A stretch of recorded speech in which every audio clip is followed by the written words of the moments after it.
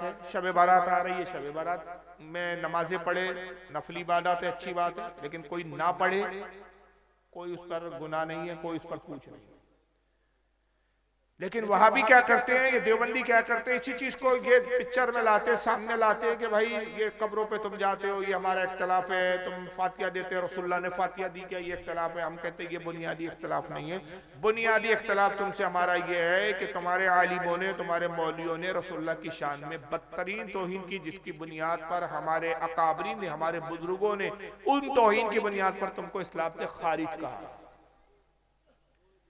जैसे मौलवी अशरफ अली थानवी ने किताब लिखी तहज़ुरुन नास, उसमें लिखा कि रसूलुल्लाह को जो अल्लाह ने इल्म गैब दिया, ऐसा इल्म गैब जानवर और पागलों को भी है। हिफ्ज़ुल ईमान, हिफ्ज़ुल ईमान में लिखी, मैंने क्या, हाँ, हिफ्ज़ुल ईमान तहज़ुरुन नास मौलवी कासिम नानातवी ने लिखी, और उसके अंदर से लिखा कि रसूलुल्लाह के बाद भी कोई नया नबी पैदा हो सकता है, और हुजूर के बाद भी अगर कोई नया नबी आ जाए तो हुजूर के आखिरी नबी होने पर कोई फर्क नहीं पड़ेगा। माज़अल्लाह, ये कुफ्र है, क्योंकि कुरान इसकी गवाही देता है कि रसूलुल्लाह के बाद कोई नबी नहीं आएगा। हुजूर ने फरमाया मेरे बाद अगर कोई नबी होता वो उमर इब्न खत्ताब होता। जब हजरत उमर जैसा जलील क़द्र सहाबी नबी नहीं हो सकता, तो आज के जमाने में कौन नबी हो सकता है? सहाबी के बराबर नहीं हो सकता तो नबी कहां से हो सकता? यही खलील अहमद अम्बेठवी ने बराइनुल कातिया में लिखा कि अल्लाह के रसूल से ज्यादा इल्म शैतान को है। माज़अल्लाह, अस्तग़फिरुल्लाह। फतावा रशीदिया की अब आप इबारत देख चुके हैं कि अल्लाह भी झूठ बोल सकता है। ये वो चार देवबंदियों के मेन अकाबरीन हैं, चार बुजुर्ग हैं जिन्होंने ये बातें कही, लिखी। 13 साल अशरफ अली थानवी को आला हज़रत ने समझाया, 13 साल खत किताबत की आला हज़रत ने कि तुम ये जो तुमने गुस्ताखी की इससे तौबा कर लो, या तो वो तावील बयान करोगे जिसकी बुनियाद पर तुमसे कुफ्र उठ जाए। हो सकता है हमारे समझने में गलती हो, इस बात का इबारत का मतलब कुछ और हो जो तुम जानते हो हम नहीं समझ पाए, आप हमें बताइए कि आप इससे क्या मुराद लेते। लेकिन 13 साल तक अशरफ अली थानवी मुतमईन नहीं कर सका, और ना अपनी इबारत को उसने सही साबित की इसने, और ना सुन्नी उलमा के सामने आया। 13 साल के बाद आला हज़रत ने जब देखा कि ये ना तो तौबा करता है और ना सही तावील करता है, तो आप मक्का मौज़ूमा गए, हरम शरीफ गए, और वहाँ के जय्यद अरबी उलमा को जमा किया, जिसमें शाफी मसलक के भी उलमा थे, हनफी मसलक के भी उलमा थे, हम्बली मसलक के भी उलमा थे, और क्या कहते हैं अपना मालकी उलमा भी थे। सारे मसालिक के उलमा को जमा किया और उनके सामने इनकी इबारतें पेश की कि ये इस तरह अकीदा रखते, इस तरह किताबों में लिखते, और कहते हैं ऐसे लोगों के बारे में आप क्या हुक्म देते हैं। तो उलमाए हरमैन तय्यबैन ने, यानी मक्का और मदीना के उलमा ने मुत्तफ़िक़ा तौर पर फतवा दिया कि ये ऐसे बदतरीन काफिर है कि जो इनके कुफ्र में शक करे वो भी काफिर है। मन शक्का फी कुफ्रिही व अज़ाबिही फ़क़द कफ़र। और ये सारे उलमा के फतावे एक मुस्तकिल किताब में छपे, और आज तक वो अरबी और उसके साथ उर्दू ट्रांसलेशन, उर्दू तर्जमा दोनों साथ साथ छपते हैं। ये किताब आप हासिल कर सकते हैं बरेली से, बम्बई से, दिल्ली से, जहाँ भी जो बड़े बड़े कुतुब खानों के जो सुन्नियों के है एरिए, वहाँ से आप हासिल कर सकते हैं। उस किताब का जिसमें सारे फतावे मौजूद है उसका नाम है हुस्सामुल हरमैन। हुस्सामुल हरमैन के मायने होते हैं हरमैन की तलवार, और ये फतावे आज तक मौजूद है। अब हो सकता है कोई कहे कि भाई जिन्होंने लिखा, जिन्होंने कहा वो तो मर गए, हमारा तो अकीदा है ही नहीं, वो उन्होंने गलत लिखा, अल्लाह ताला देखेंगे, सही लिखा अल्लाह इनाम देगा। आप हमको किस बुनियाद पे गलत कह रहे हैं? तो याद रखिए कुरान अजीम का फैसला है। अल्लाह ताला फरमाता है यौमा नदू कुल्लु उनासिम बिइमामिहिम, हश्र के दिन को याद करो जब हम तुम्हें तुम्हारे पेशवा के साथ बुलाएंगे, तुम्हारे बुजुर्ग के साथ बुलाएंगे। तो अगर आप किसी को अपना बुजुर्ग समझते हैं, बड़ा समझते हैं, अपनी जमात का आलिम समझते हैं, अगर वो गलत, उसका अकीदा गलत, तो आप भी उसके साथ जहन्नम में ही जाएंगे। जी बेशक, क्योंकि आपने जिसको अपना बुजुर्ग को पेशवा बनाया, अगर वो जहन्नमी तो आप भी जहन्नमी। तो इख्तलाफ तब शुरू होता है कि जब इन जिन पर कुफ्र के फतवे, इनको जब कोई अपना बुजुर्ग कहता है, रहमतुल्लाह अलैह कहता है, आलिम फाजिल कहता है, और इनको काफिर कहने से पशु पेश करता है, हिचकिचाता है, उस पर भी वो हुक्म आया जाता है। ये कहने से काम नहीं चलेगा कि साहब हमारा ईमान हमारे साथ, उनका उनके साथ। याद रखिए इस्लाम कुफ्र को कुफ्र मानना और ईमान को ईमान मानने का नाम है। दोनों मिले जुले नहीं चल सकते। अल्लाह फरमाता है कुरान अजीम में, ला यस्तवी अस्हाबुल नारी व अस्हाबुल जन्ना अस्हाबुल जन्नती हुमुल फाइजून। अल्लाह फरमाता है क्या जहन्नम वाले और जन्नत वाले बराबर हो जाएंगे? हरगिज बराबर नहीं हो सकते। जो जन्नत वाले वही कामयाबी को पहुंचे बेशक। और दूसरे मकाम पे एक जगह अल्लाह सूरह बकरा में फरमाता है, वला तलबिसुल हक्का बिल बातिली व तक्तमुल हक्का व अंतुम तालमून। और हक और बातिल को आपस में ना मिलाओ और जानते बूझते हक को ना छुपाओ। तो जब भी गलत और सही को एक समझा जाता है, एक किया जाता है, तो वो इस्लाम के खिलाफ है। और ऐसा करने वाला जाहिर है चोर का साथ देने वाला भी चोर कहलाता है। अगरचे वो अदालत में बारह कहे कि चोरी तो मैंने नहीं की, मगर चोर का साथ तो दिया, चोर को अच्छा तो कहा, चोर को सपोर्ट तो किया। बहरहाल ऐसी जमातों से आप मजहबी एतबार से बचिए। सियासी अगर मामलात में इनके साथ बैठने की कोई नौबत आती है वो एक अलहदा बात है, और उसमें भी अवाम को इजाजत नहीं होती, या उलमा का ही मामला होता है कि वो हालात को देखकर फैसला करें। अवाम को इजाजत नहीं है कि इनके साथ उठे बैठे खाए पिए, इनके पीछे नमाजें पढ़े, इनसे रिश्तेदारियां करे। जाहिर है कि जब ये इस्लाम से खारिज है तो ऐसे लोगों से ना आपकी रिश्तेदारी हो सकती है, ना उनके पीछे आपकी नमाज हो सकती है। हक है। अल्लाह ताला से दुआ है खालिक कायनात आज की इस बज़्म को कबूल फरमाए। इदारा हाजा दारुल उलूम नईमिया ख्वाजा गरीब नवाज को दिन दुगनी रात चौगनी तरक्की अता फरमाए। सवाल पूछ लीजिए, किसी को कुछ पूछना हो तो पूछ सकते हैं। हेलो, अस्सलाम वालेकुम रहमतुल्लाहि व बरकातहू। वालेकुम अस्सलाम व रहमतुल्लाह। हजरत एक सवाल था कि अभी के दौर में सबसे पहले तो सब सुन्नी थे, अभी कुछ लोग कट के वहाँ भी बन गए हैं, लेकिन अभी ऐसा भी कई गाँव में है कि अपने आप को सुन्नी भी नहीं कहलाता है, देवबंदी भी नहीं कहलाता है। और जो है वो जो उन लोग अपने जमात के पीछे नमाज भी पढ़ते हैं और जनाजा के भी नमाज अपने इसके पीछे पढ़ते हैं। और जब कुरान खानी का वक्त होता है तो फिर सुन्नियों को बुला के कुरान खानी करवाता है। तो इनके लिए शरीयत में उस इमाम के हुक्म क्या है और उन लोगों के लिए क्या शरीयत का हुक्म है? पूरी तकरीर का निचोड़ यही था। तकरीर के अकीदा इनका, हमारा इख्तलाफ इनके अकीदे को लेकर है, और आपने खुद सुना और तस्लीम कर लिया कि भाई रसूलुल्लाह की शान में इन्होंने तौहीन की है। जी जी। मैं आप ही से सवाल करता हूँ, जो नबी को मुर्दा कहे आप उनको मुसलमान समझते हैं? नहीं। जब हदीस और कुरान के खिलाफ ये अकीदा है, जब हदीस कहती है कि आका जिंदा है, नबी ने फरमाया आका अंबिया जिंदा है, नबी अपनी कब्रों में खाते पीते हैं, जिंदा होते हैं, और ये कहे कि हम तो नबी को मुर्दा मानते हैं माज़अल्लाह। और खुद इन्होंने हमें काफिर कहा इस बुनियाद पे, इसने कहा जो रसूल को जिंदा माने वो काफिर है, तो हम तो नबी को जिंदा मानते, तो इनके अकीदे के मुताबिक हम काफिर हुए। तो मैं इन्हीं से पूछता हूँ कि भाई जब तुम हमें काफिर कहते हो, हम मज़ारों पे जाते हो तो हमें मुशरिक कहते हो, तो फिर मुशरिकों से कुरान खानी क्यों करवाते हो? जी हजरत, जो सुन्नी उलमा जो जाते हैं उनके यहाँ कुरान उलमा जाते हैं, इनके शादियों में शिरकत करते हैं, निकाह पढ़ाते हैं, या इनके पीछे जो नमाज पढ़ते हैं जानते बूझते करते हैं, मालूम है कट्टर बदअकीदा उसके बाद भी करते हैं, तो उन पर खुद तजदीद ईमान वाजिब है। उनका अपना खुद का निकाह उनकी बीवी से टूट गया। आपके बंगाल में सबसे बड़ा मसला यह है कि अवाम से ज्यादा यहाँ ढोलबुल मौलवी दिखते मुझे। खिलिया डंकी की चोट पे बोल रहा हूँ, बुरा लगे मेरी बला से, मुझे परवाह नहीं है, मत बुलाना अगली बार में। वैसे भी थोड़ा सा आने में यहाँ हिचकिचाता ही है। सबसे बड़ा प्रॉब्लम यहाँ मौलवियों से आता है। मैं आपके बंगाल में एक इलाके में गया, वहाँ एक मौलवी साहब स्टेज पे ही बैठे हुए थे। एक शख्स ने, नौजवान ने सवाल किया कि हजरत वहाबी का निकाह पढ़ाना कैसा है? मैंने कहा बिल्कुल जायज नहीं, और जिसने पढ़ाया उसको मालूम था कि ये कट्टर वहाबी है और उस वहाबी का कुफ्र जाहिर था, फिर भी उसने जानते पूछते पढ़ाया, तो इस मौलवी जिसने पढ़ाया उसका अपना निकाह टूट गया। उसमें स्टेज पे एक मौलवी साहब वही बैठे थे जो खुद पढ़ाते थे। जी जी। तो पूछने वाले ने कहा हजरत ये आपके स्टेज पे बैठे ये तो पढ़ाते हैं। मैंने कहा भाई आप क्यों पढ़ाते हैं? तो कहा हम नहीं पढ़ाएंगे तो दूसरा पढ़ा देंगे।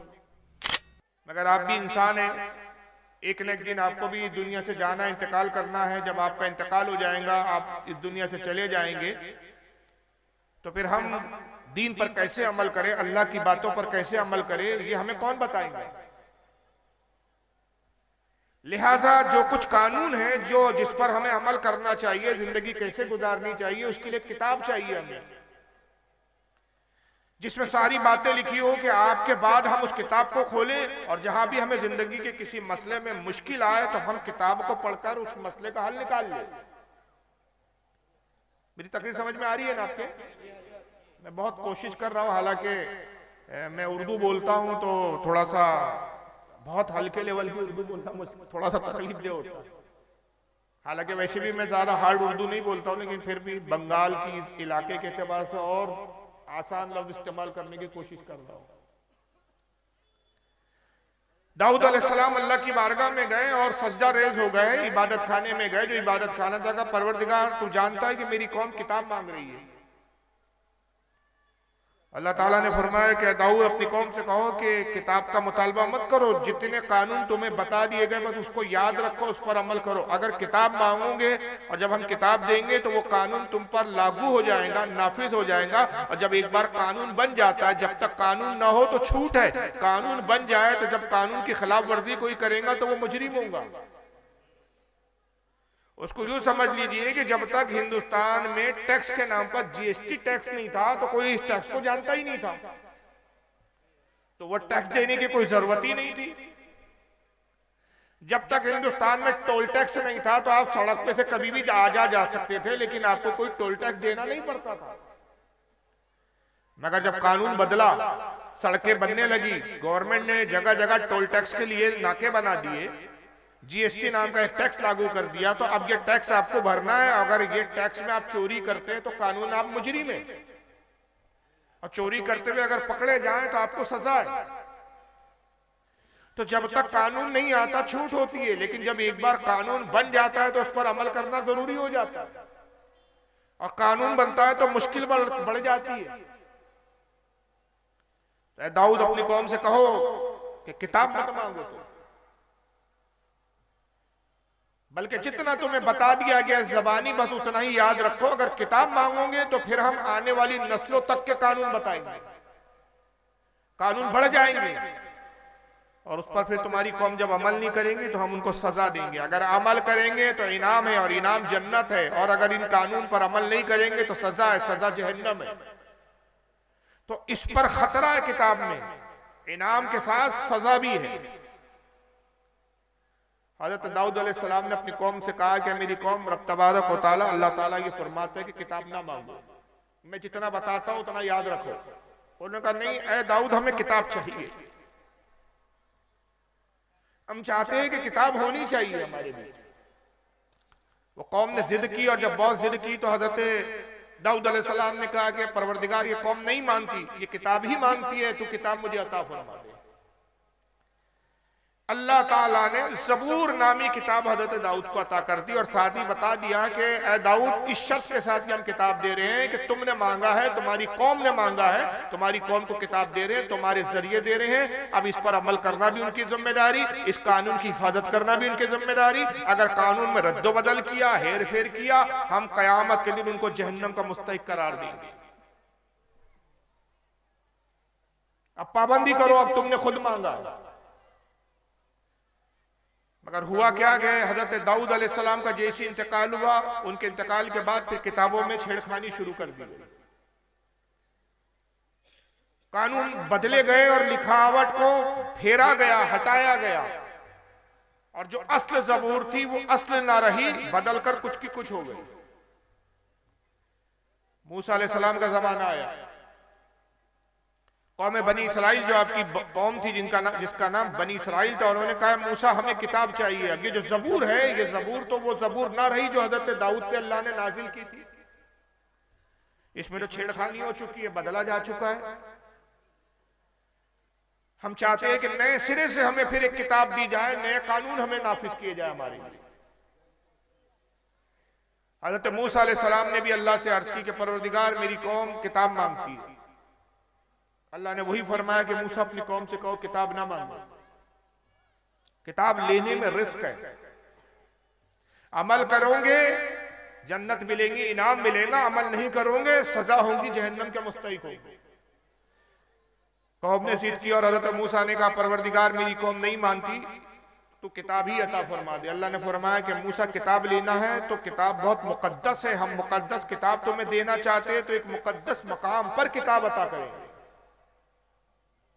और वो मुकद्दस मकाम कोहेतूर है। उस कोहेतूर पर आओ, वहां हम किताब देंगे, लेकिन जब किताब लेने आओ तो 40 दिन मुसलसल रोजे रखो, और 100 विसाल के रोजे रखो। रोजे दो तरह के होते हैं, एक रोजा वो जो हम रखते हैं कि सुबह सहरी करते हैं और इफ्तार के वक्त फिर हम खा के हम रोजा खत्म कर देते हैं, लेकिन 100 विसाल का रोजा वो होता है जो अंबिया रखा करते थे, बाद औलिया कराम रखा करते थे, कि जिसमें न सहरी में कुछ खाया जाता है न इफ्तारी में कुछ खाया जाता है, लगातार रोजे रखने होते हैं। 100 विसाल के 40 दिन रोजे रखो, यानी 40 दिन ना कुछ पीना है ना खाना है। अपने पेट को, अपने अंदर के जिस्म को अच्छी तरह से साफ सुथरा कर लो, पाको साफ हो जाओ जाहिर और बाहिर से, और फिर कोई तूर पर और किताब लो। और मैं यहाँ एक चीज बताना भूल गया था कि दाऊद अलैहिस्सलाम को जब अल्लाह ताला ने ज़बूर दी तो उनसे कहा कि दाऊद 1 साल ऐसे रोजे रखो कि एक दिन रोजा रखो, दूसरे दिन खा पी लिया करो।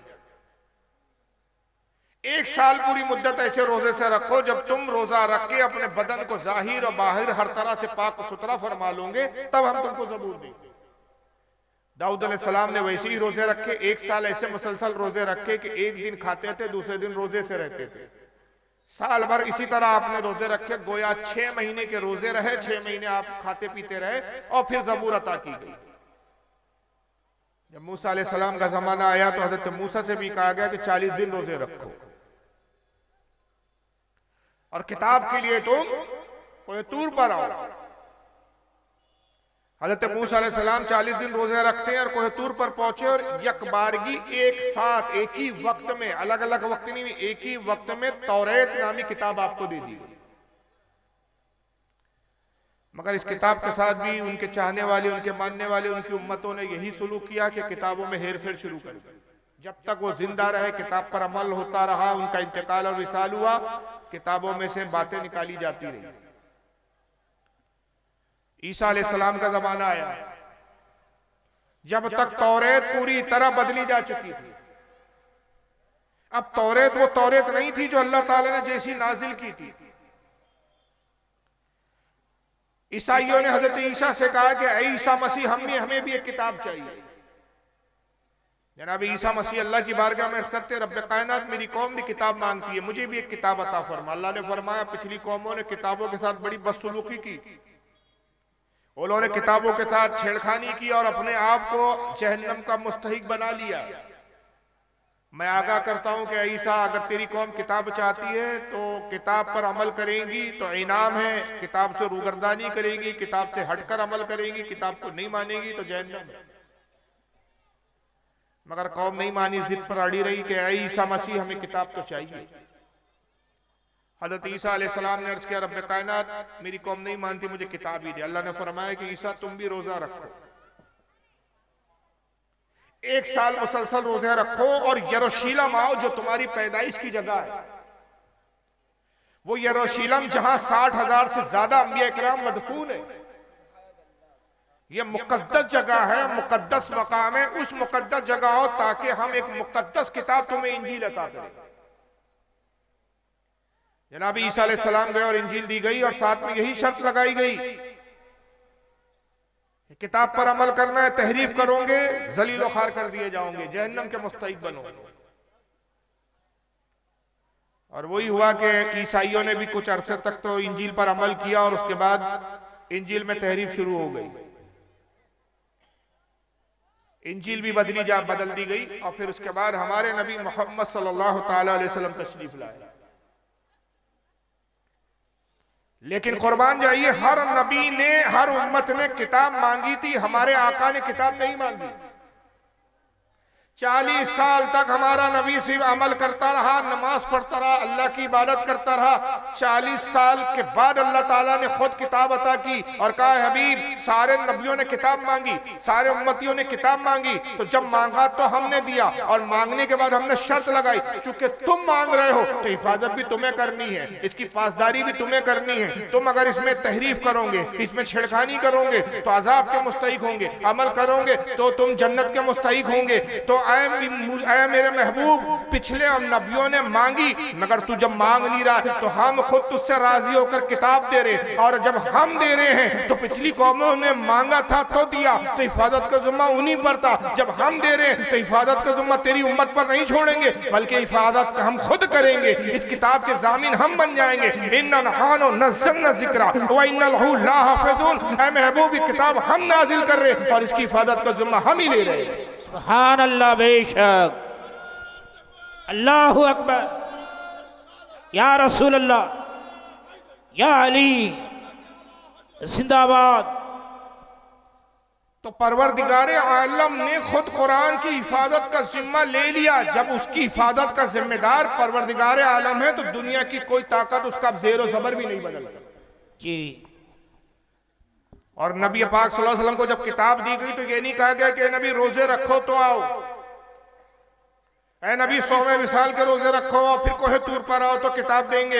ऐ नबी रोजे रखो और यरूशलेम आओ तो किताब देंगे। ऐ नबी रोजे रखो और उसके बाद इबादत गांव में आओ तो किताब देंगे। नहीं, ऐ महबूब पिछले नबियों की बात और है, तेरी बात और है। पिछले नबियों ने जब किताब मांगी तो हमने खास मकाम पर उनको बुलाया, लेकिन ऐ महबूब तुझसे हमें इतनी मोहब्बत है कि हम तुझे किताब लेने बुलाएंगे नहीं, बल्कि जहां तू होगा वहां हम किताब भेज देंगे। तुम मदीने में होगा किताब वहां भेजेंगे, तुम मक्का में होगा किताब वहां भेजेंगे, तुम मैदान बद्र में होगा किताब वहां भेजेंगे, तुम मैदान उहद में होगा किताब वहां भेजेंगे, तू खैबर में होगा किताब वहां भेजेंगे। हद तो यह है कि तू अपनी बीवी आयशा के पहलू में होगा किताब भी वहां भेजेंगे।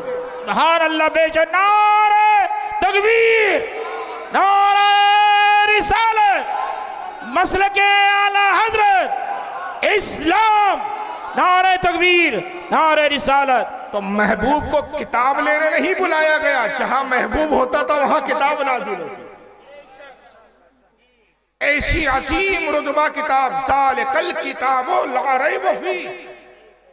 ए महबूब वो बुलंद रुतबा किताब जिसमें शक की कोई गुंजाइश नहीं। इसमें हिदायत है, हुदल लिल मुत्तकीन, इसमें हिदायत है परहेजगारों के लिए।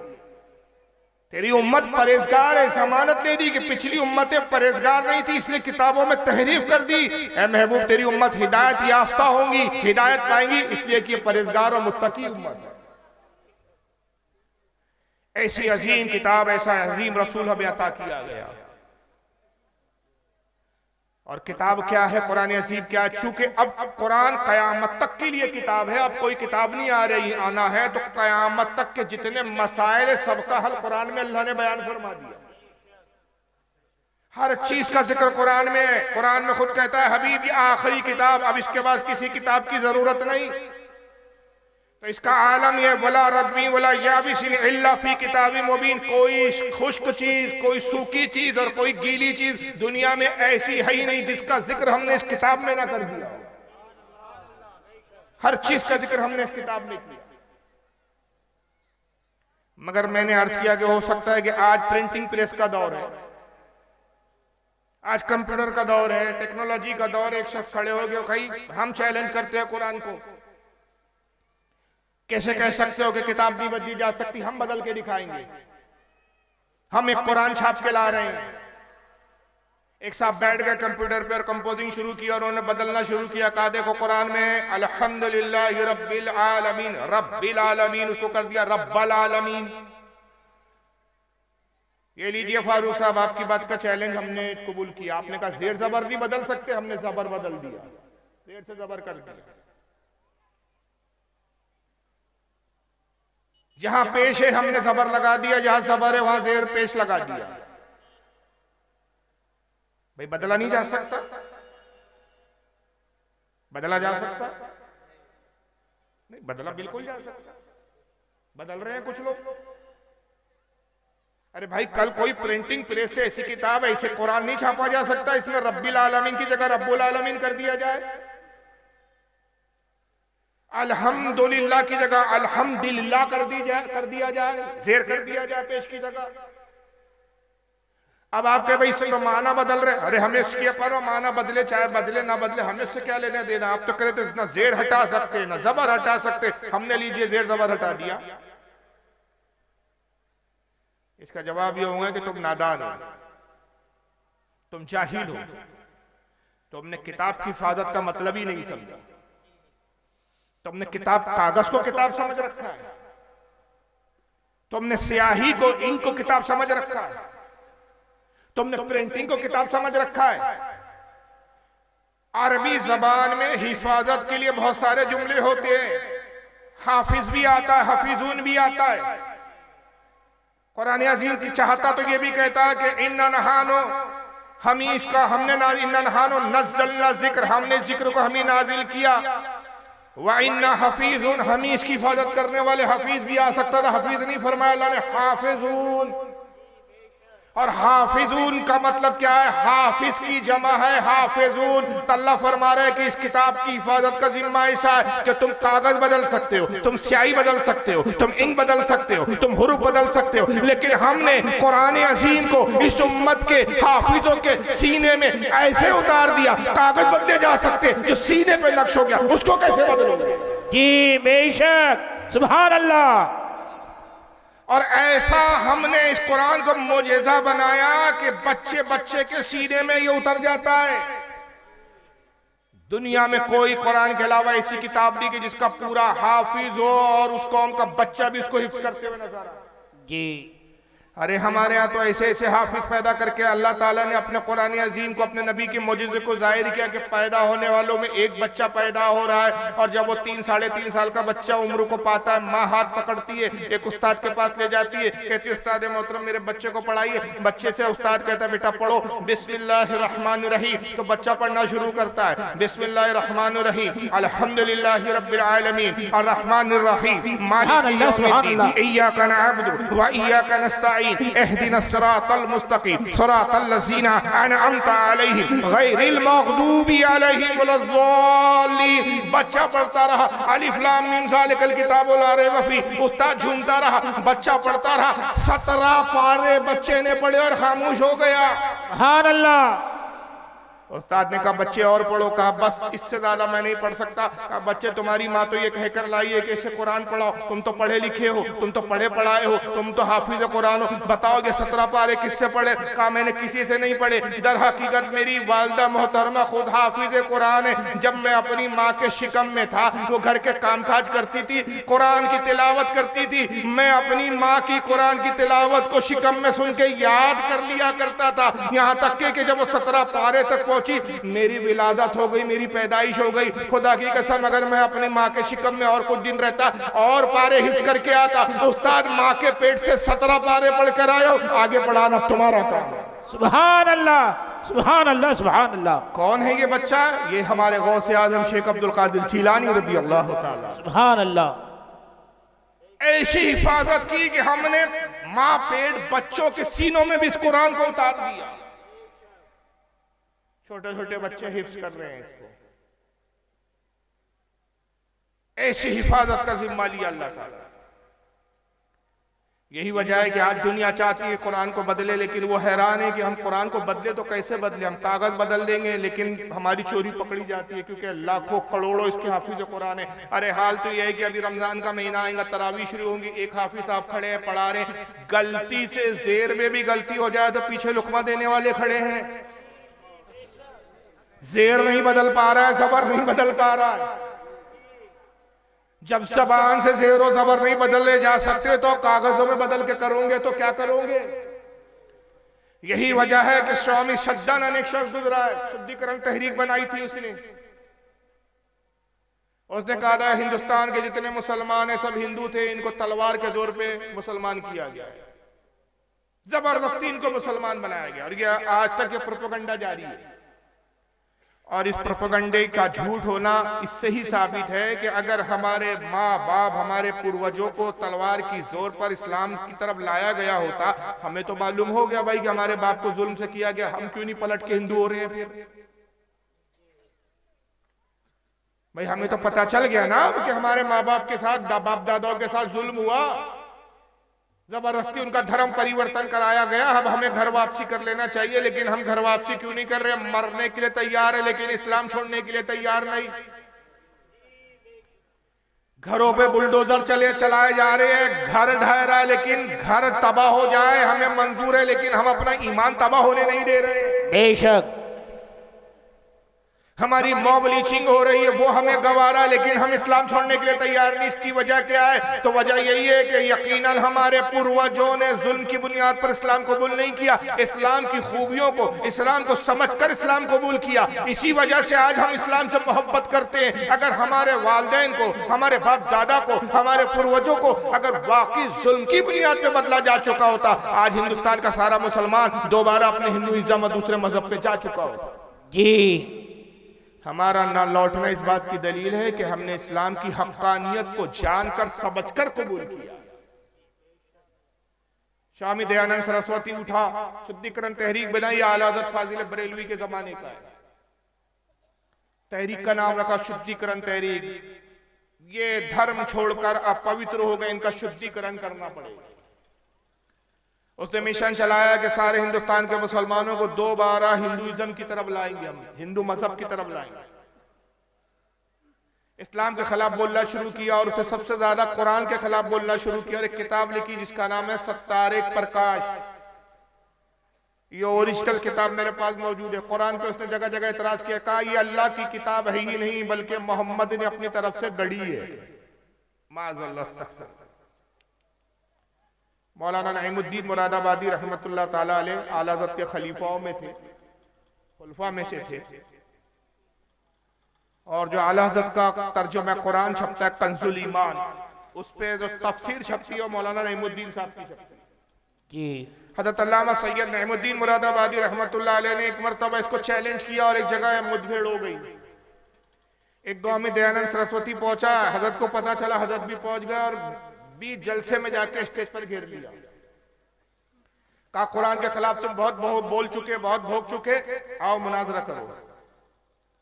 उसने कहा मौलवी साहब मुनाजरे से क्या होगा, सिर्फ बहस होती है, मुबाहिसा होता है, हल नहीं निकलता। आपने कहा चलो मुनाजरा छोड़ो, मैं तुमको एक चैलेंज करता हूं, उसको कबूल कर लो। मैं सिर्फ तुम्हारे ही मजहब की किताबों को चैलेंज नहीं करता, बल्कि दुनिया में जितनी किताबें, जितने मजहब की किताबें सब ले आओ। हम भी कुरान ले आते हैं, तुम अपने ग्रंथों को ले आओ, तुम अपनी रामायण को लाओ, तुम अपनी महाभारत को लाओ, तुम अपनी जो है गीता को लाओ, तुम अपने पुराणों को लाओ, तुम अपने जो है यजुर्वेद, सामवेद, अथर्ववेद लाओ, जितने तुम्हारे वेद है उनको ले आओ, सारी मजहबी किताबें तुम लाओ। हम भी कुरान लाते हैं, इंजील भी लाओ, तौरेत भी लाओ, ज़बूर भी लाओ, सारी किताबें लाओ और सारी किताबों को समुंदर के हवाले कर दो। और जब सारी किताबें खत्म हो जाए दुनिया से, तो हर मजहब के मानने वाले से कहो अब अपनी किताब दोबारा लिखो। तो हम दावे से कहते हैं कि अगर दोबारा लिखने के लिए कहा जाएगा तो सिर्फ कुरान ही एक ऐसी किताब है जो दोबारा लिखी जा सकती है, बाकी दुनिया की कोई किताब दोबारा लिखी नहीं जा सकती। बेशक। इसलिए कि कुरान वो किताब है जो बच्चों के सीने में उतार दी गई। सुभान अल्लाह। दुनिया की कोई किताब ऐसी नहीं कि जो सीने में उतारी गई। सीने में वही किताब उतरती है जिसका ताल्लुक दिल से हो, और दिल का ताल्लुक रब से होता है। पता चल गया ये किताब रब की नाजिल की हुई है, इंसान की बनाई हुई नहीं है। बेशक। दुनिया की बाकी जितनी किताबें हैं सबके लिखने वाले इंसान, मगर कुरान वो है जो कलाम इलाही है। और जब कुरान अल्लाह ने उतारा तो दुनिया के तमाम कयामत तक के उलूम दे दिए। तो अल्लाह ने फरमाया हबीब इसमें गैब की भी खबरें हमने दी, हमने हर चीज तुम्हें इसमें अता कर दी। और हबीब तुम किताब पढ़ाने वाले हो तो सबसे पहले तो तुम्हें इल्म देना है, तुम्हें इल्म अता किया जाएगा तो तुम दुनिया को इल्म बताओगे। तो हमने तुम्हें कितना दिया, कितना दिया, कितना दिया। तो रब ने फरमाया कि हबीब हम तुम्हें इतना इल्म अता कर रहे हैं, कयामत तक का हर इल्म दे रहे हैं, हर बात की हम खबर दे रहे हैं, इतना दे रहे हैं कि जो कुछ हो चुका वो भी हम तुम्हें बता रहे हैं, माकाना वमा यकून, जो हो चुका वो भी बता रहे हैं, जो होने वाला है वो भी बता रहे हैं। और हबीब हम तुम्हें पढ़ा रहे, कायनात में कोई ऐसा नहीं जो तुम्हें पढ़ाए। और रहमान हम ही रहमान, अल्लमल कुरान, हमने कुरान नाजिल किया। खलकल इंसान, हमने इंसानियत की जान मोहम्मद को पैदा किया। अल्लमाहुल बयान, और उसे कलाम करना हमने सिखाया। वो अल्लमा का मालम तकुन तालम, महबूब जो तुम नहीं जानते थे वो सब कुछ हमने तुम्हें सिखा दिया। सुभान अल्लाह। जो तुम नहीं जानते थे। अब आप अपने ज़हन फिक्र से जो भी ख्याल करो कि हुजूर ये नहीं जानते होंगे, तो आपकी बात रद्द हो गई कि अल्लाह फरमा रहा है महबूब जो नहीं जानता था वो हमने सिखा दिया।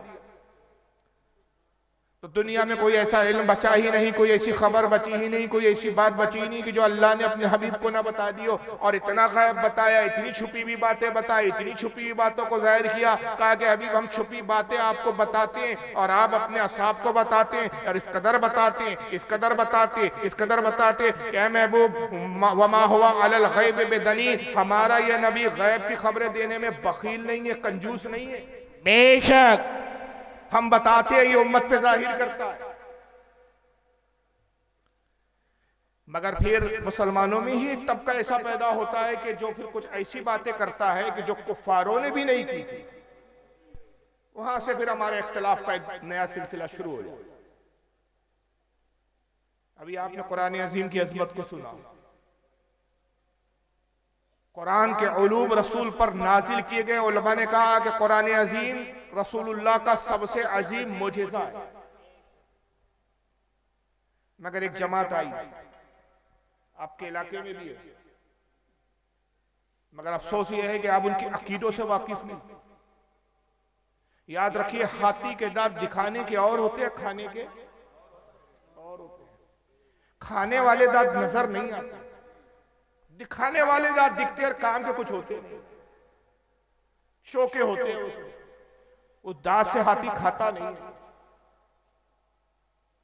खाने वाले दांत नजर नहीं आते, इसी तरह इनके छुपे हुए अकीदे नजर नहीं आते। इनकी नमाजें नजर आती, इनकी इबादत नजर आती, इनकी टोपियां नजर आती है, इनके कुर्ते पाजामे नजर आते हैं, इनका दिखावा नजर आता है, लेकिन अकीदा नजर नहीं आता। और याद रखिए कि बीमारी डॉक्टर को नजर आती है, मरीज को भी खुद समझ में नहीं आता कि मुझे क्या बीमारी है, जबकि बीमारी मरीज में होती है। लेकिन इस जिस्म के अंदर क्या बीमारी है इसको कौन बताता है? बोलिए। दीन के डॉक्टर उलमा होते हैं। उलमा बताते हैं कि इसके अंदर जो है, इसके जो दिखाने वाले दांत और है, जो खाने वाले दांत जो नजर नहीं आ रहे, वो क्या खा रहे हैं और वो है क्या, वो है कैसे। तो अब इनका अकीदा कैसे पता चलेगा, इनके अंदर की बात कैसे पता चलेगी, जो इनके मौलवी किताबों में लिखकर चले गए। एक किताब लिखी गई इसी जमात के आलिम साहब की तरफ से। मैं आपके सामने किताब का स्कैन पेज आपको दिखा रहा हूं, और इस वक्त ओरिजिनल वो किताब मेरे टेबल पे मौजूद है। आइए देखिए, यह किताब स्क्रीन पे आपको नजर आ रही होंगी, अल बराहिल कातिया दिख रही है, और ये है ओरिजिनल मेरे पास टेबल पे जो आपको स्क्रीन पे दिख रही है। ये आज भी छप रही है उर्दू जबान में। इसके लिखने वाले मौलवी खलील अहमद अम्बेठवी, मौलाना खलील अहमद अम्बेठवी, जिनको तबलीगी जमात वाले मानते हैं, देवबंदी मानते हैं। तबलीगी जमात जिन्होंने बनाई थी उनका नाम था मौलवी इलियास कांदेलवी, उनके उस्ताद थे। देवबंद मदरसे में थे, देवबंद मदरसे के उस्ताद रहे, पढ़ाया भी इन्होंने। अल बराहिल कातिया लिखी सफा नंबर 63 पे इन्होंने अपने मदरसे की तारीफ बयान करते हुए देखिए क्या झूठ गढ़ा इन्होंने। उर्दू जबान में किताब है, उर्दू थोड़ी सी हार्ड है आपके एतबार से, हालांकि हमारे इलाकों में इसी इतनी ये आम उर्दू है, लेकिन आपके यहाँ ये भी थोड़ी हार्ड है। मैं फिर भी अल्फाज आसान करूंगा इसको। मौलवी खलील अहमद अम्बेठवी कहते हैं कि मदरसे देवबंद की अजमत हक ताला की दरगाह पाक में बहुत है। हक ताला यानी कौन? बोलो, अल्लाह ताला। अल्लाह की बारगाह में देवबंद के मदरसे की अजमत क्या है? बहुत है। अल्लाह को बड़ा मकबूल मदरसा है ये, अल्लाह की बारगाह में बड़ा पसंदीदा मदरसा। क्यों पसंदीदा ये मदरसा? आगे लिखते हैं कि सदहा आलिम यहां से पढ़कर गए। सदहा यानी कई सौ की तादाद में यहां से आलिम इस मदरसे से पढ़ के गए, और खल्के कसीर को जुल्माते जलालत से निकाला। एक बहुत बड़ी तादाद में, एक बहुत बड़ी जमात को गुमराही से, गलत कामों से, बुराइयों से निकाल दिया। यही सबब है, यही वजह है कि एक साले यानी एक नेक बुजुर्ग फक्र आलम अलैहिस्सलाम की ज़ियारत से ख्वाब में मुशर्रफ हुए। कहते यही वजह है कि एक नेक बुजुर्ग, कौन बुजुर्ग थे, उनका नाम अता पता कुछ नहीं, सब गुमनाम बुजुर्ग होते हैं देवबंद में। और याद रखिए, जब किसी का नाम और खबर ना हो तो खबर कैसी होती है? झूठी। इसीलिए पता चला कि अपने मदरसे की अजमत बताने के लिए झूठ गढ़ा गया। कहते हैं कि एक नेक साले बुजुर्ग फक्र आलम यानी रसूलुल्लाह सल्लल्लाहु अलैहि वसल्लम की ख्वाब में ज़ियारत से मुशर्रफ हुए। हुजूर को ख्वाब में देखा उन्होंने, तो आपको उर्दू में कलाम करते देखकर पूछा, आपको यह कलाम कहां से आ गई? हुजूर उस बुजुर्ग से उर्दू जबान में बातचीत करने लगे तो बुजुर्ग को हैरानी हुई और उन्होंने कहा, या रसूलल्लाह, आपको ये उर्दू कहां से आ गई? आप तो अरबी हैं, आप तो अरब के रहने वाले हैं, आपकी जबान अरबी है, आप उर्दू कैसे बोल रहे हैं? फरमाया, यानी रसूलुल्लाह ने जवाब में फिर फरमाया कि जब से उलमाए मदरसे देवबंद से हमारा मामला हुआ, हमको ये जबान आ गई। नौजुबिल्लाह। फिर कहते हैं सुभान अल्लाह, इससे रुतबा इस मदरसे का मालूम हुआ। इस मदरसे का रुतबा देखो, इस मदरसे का मकाम देखो कि रसूल को उर्दू नहीं आती थी। जब ये देवबंद का मदरसा बना, हुजूर इस मदरसे में आने जाने लगे और फिर हमारे देवबंद के मौलाना से उर्दू उन्होंने सीख लिया। अस्तगफिरुल्लाह, नौजुबिल्लाह मिन ज़ालिक। माज़अल्लाह। मुझे आपसे एक सवाल पूछना है और मैं आपसे पूछना चाहता हूँ, मुझे ये बताओ, पूरी कायनात में कोई ऐसी जात है जो रसूल को सिखा सके? नहीं। हमारे नबी को किसने सिखाया, किसने पढ़ाया? अल्लाह। अर्रहमान वही रहमान है। अर्रहमान रहमान खलकल कुरान। अर्रहमान अल्लमल कुरान, उसी ने कुरान नाजिल किया। खलकल इंसान, उसने इंसानियत की जान मोहम्मद को पैदा किया। वअल्लमहुल बयान, अल्लमहुल बयान, वानी माफ कीजिए, अल्लमहुल बयान, उसने महबूब को कलाम करना सिखाया। अल्लाह कह रहा, मैंने अपने नबी को बोलना सिखाया। और क्या सिखाया? वला रद्दी वला याबिसिन, ए महबूब जो भी दुनिया में तर और खुश है सब इस किताब में, सब तू जानता है, सब चीजें सिखा दी। वअल्लमका मा लम तकुन तालम, जो तू नहीं जानता था वो हमने सिखा दी। अल्लाह फरमा रहा है, जो तू नहीं जानता था मैंने सिखाया। लेकिन देवबंद के मौलवी 14 साल बाद कह रहे, अल्लाह तूने सब सिखाया था, उर्दू जबान तुझसे भी छूट के रह गई थी, वो हमने सिखा दी। कोर्स अनकम्प्लीट था, वो कोर्स को हमने मुकम्मल कर दिया।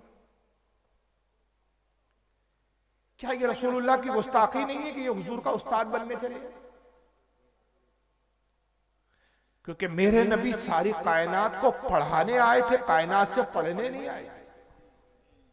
मेरे नबी सिखाने आए थे, सीखने नहीं आए थे जी। उनका सिखाने वाला परवरदिगार है। उनकी तो शान ये है कि हदीस पाक में आता है, रिवायतों में आता है कि आका ने एक मर्तबा अपने कुछ सहाबा को जमा किया और कहा कि मेरे सहाबा, मैं चाहता हूं कि तुम दुनिया के मुख्तलिफ इलाकों में जाओ और दीन की खिदमत करो, दीन की तबलीग करो। ज़हीन और अक्लमंद जो सहाबा थे, जो बहुत ज्यादा पढ़े लिखे दानिशमंद थे, उनको बुलाया और कहा कि फुला इब्ने फुला तुम यमन जाओ और वहां दीन की खिदमत करो। ऐ फुला इब्ने फुला तुम मिस्र जाओ और दीन की खिदमत करो। ऐ फुला इब्ने फुला तुम रोम की तरफ जाओ, दीन की खिदमत करो। ऐ फुला इब्ने फुला तुम जो है फुला इलाके में जाओ, इराक जाओ, दीन की खिदमत करो। तुम ईरान की तरफ जाओ, दीन की खिदमत करो। मुख्तलिफ इलाकों के नाम दिए और सहाबा से कहा, इन इलाकों में तुम जाओ और हमारे दीन को पहुंचाओ। साहबा खामोश हो गया और फिर बड़े अदब से अर्ज करते कि या रसूल अल्लाह सल्लल्लाहु अलैहि वसल्लम, आपका हुक्म सर आंखों पर आता, लेकिन आप जिन इलाकों की तरफ हमें भेजना चाहते हैं वहां की जबानें दूसरी है, हमारी जबान दूसरी है। वो हमारी जबान नहीं समझते, हम उनकी जबान नहीं समझते। हम अपनी बात उन्हें कैसे समझाएंगे, वो अपनी बात हमें कैसे समझाएंगे? हुजूर ने ये नहीं फरमाया कि हाँ ये बात तो सही है, इसके लिए तो तुम्हें पढ़ाई करनी पड़ेगी, उस मुल्क की जबान सीखनी पड़ेगी। ये नहीं फरमाया। मेरे आका का मोजिजा देखिए, मेरे आका की शान देखिए। कहा कि मेरे असहाब जाओ, अपने घरों में जाने की सफर की तैयारी करो और कल सुबह फजर की नमाज में इस हाल में आना कि तुम सफर पर जाने के लिए तैयार रहो। वो सहाबी थे, वहाबी नहीं थे। उन्होंने शक नहीं किया कि या रसूलल्लाह एक रात में ऐसा कौन सा इनकलाब बर्पा हो जाएगा। वो घरों में आए, अपनी बीवी और अपने अहले खाना, अपने घर वालों से कहा खाने पीने का सामान लाओ, कपड़े लाओ, तैयारी करो, हमें सुबह सफर पे निकलना है। हुजूर के हुक्म से सामान तैयार हुए, सुबह निकले, ऊँटों और घोड़ों पे उन्होंने सामानों को लाद दिया और फजर की नमाज में हुजूर की खिदमत में आए। नमाज फजर हुजूर की पीछे इक्तिदा में पड़ी, नमाज फजर खत्म हुई, हुजूर मस्जिद के बाहर आए, फरमाया कहाँ है वो साहबा जिनको मैंने जाने के लिए कहा था? वो सारे साहबा आ गए। या रसूलल्लाह हम हाजिर, कहा तुम्हें कहाँ जाने के लिए कहा था? या रसूलल्लाह मुझे यमन के लिए कहा गया था। ऐ फुला तुझे कहाँ के लिए कहा था? या रसूलल्लाह मुझे मिस्र के लिए कहा गया था। ऐ फुला इब्ने फुला तुझे कहाँ के लिए कहा था? या रसूलल्लाह मुझे रोम जाने के लिए कहा गया था। ऐ फुला इब्ने फुला तुझे कहाँ जाने के लिए कहा गया? या रसूलल्लाह मुझे ईरान जाने के लिए कहा। करीब आओ। हर सहाबी को हुजूर करीब लेते थे, अपना लुआबे दहन जिसको थूक कहते, अपना थूक नबी निकालते थे, उस सहाबी के मुंह में डालते। और रावी हदीस कहता है कि नबी का वो थूक मुबारक, वो लुआबे दहन, वो लुआब मुबारक, वो थूक मुबारक जिस सहाबी के मुंह में जाता, उसी मुल्क की जबान उसको उसी वक्त याद हो जाती। सुभान अल्लाह, अल्लाहु अकबर, अल्लाहु अकबर। या रसूल अल्लाह, क्या समझे आप? मेरे नबी की शान यह है कि अपना थूक जिसे दे दे उस मुल्क की जबान उसको अता कर। जो दुनिया की मुख्तलिफ जबानें अपने थूक से अता करता हो, उसको उर्दू नहीं आती थी कि इन फटीचर मौलवियों के पास उर्दू सीखने आया हो। ये नबी की तौहीन नहीं है, मजाक नहीं है नबी के साथ। यही मेरे आका सल्लल्लाहु अलैहि वसल्लम मदीने में सैर फरमा रहे हैं, एक ऊंट पागल और दीवाना हो गया। और जब ऊंट पागल हो जाता है तो बड़ा खतरनाक हो जाता है। जो आए ना, जब फाड़ खाता है, उसका दांत इतने इतने सख्त और उसका जबड़ा इतना सख्त होता है कि अगर जबड़े में पकड़ ले तो गोश्त का लथड़ा ही लेके निकले। लोग उस ऊंट को देखकर डरते थे, भागते थे। जब ऊंट जिस तरह पे आता, लोग भागना शुरू कर देते। पागल ऊंट है, पकड़ लेगा, नोच लेगा, नकोड़ लेगा, खा जाएगा। वो ऊंट आया, हुजूर सैर फरमा रहे साहबा के साथ, रसूलुल्लाह ने उस ऊंट को देखा, सरकार उस ऊंट की तरफ बढ़े। साहबा ने अर्ज किया अल्लाह के नबी उस ऊंट की तरफ ना जाए, ये पागल है, ये जिसे देखता है नोच खाता। आपने फरमाया कि मुझे नुकसान नहीं पहुंचाएगा, इसलिए कि सिवाय शरीर जिन्नातों के और शरीर इंसानों के दुनिया की हर मखलूक जानती है कि मैं अल्लाह का रसूल हूं। सब मुझे पहचानते। हुजूर उस ऊंट की तरफ गए और उसके सर को आप मोहब्बत से सहलाने लगे और फरमाया क्यों लोगों को सताता है, क्यों लोगों को परेशान करता है? ऊंट ने सर झुकाया और रसूलुल्लाह की नालें, आपकी जूती मुबारक को चाटने लगा। नुकसान पहुंचाना तो दूर, फरमा बरदार हो गया। हुजूर ने फरमाया कि जवाब क्यों नहीं देता, क्यों लोगों को सताता है, क्यों लोगों को नकोड़ता और खसोड़ता है? उसने अपने मुंह को उठाया, हुजूर के कान के करीब लाया, कुछ आवाजें निकाली, सरकार मुस्कुराने लगे। सुभान अल्लाह। आका ने फरमाया इस ऊंट का मालिक कौन है? एक साहबी आगे बढ़े, सरकार ये मेरा ऊंट है। कहा तेरी शिकायत कर रहा है। कहा या रसूलल्लाह ये क्या कह रहा है? कहा ये ऊंट कह रहा है कि अल्लाह के नबी मैं पागल नहीं हूं, मैं दीवाना नहीं हूं। मामला यह है कि जब मैं जवान था तो मेरे मालिक ने मुझसे बड़ा काम लिया, मुझ पे बड़े बोझ लादे, मुझसे बड़ी खिदमतें ली। अल्लाह के नबी अब मैं बूढ़ा हो गया हूं तो अब यह है कि मुझे काट कर मेरा गोश्त खाने की फिक्र में है। ये लोग मुझे काट के ज़बा करके खाना चाहते। तो या रसूलल्लाह मैंने अपनी जान बचाने के लिए पागलपन का सोंग रचा रखा है,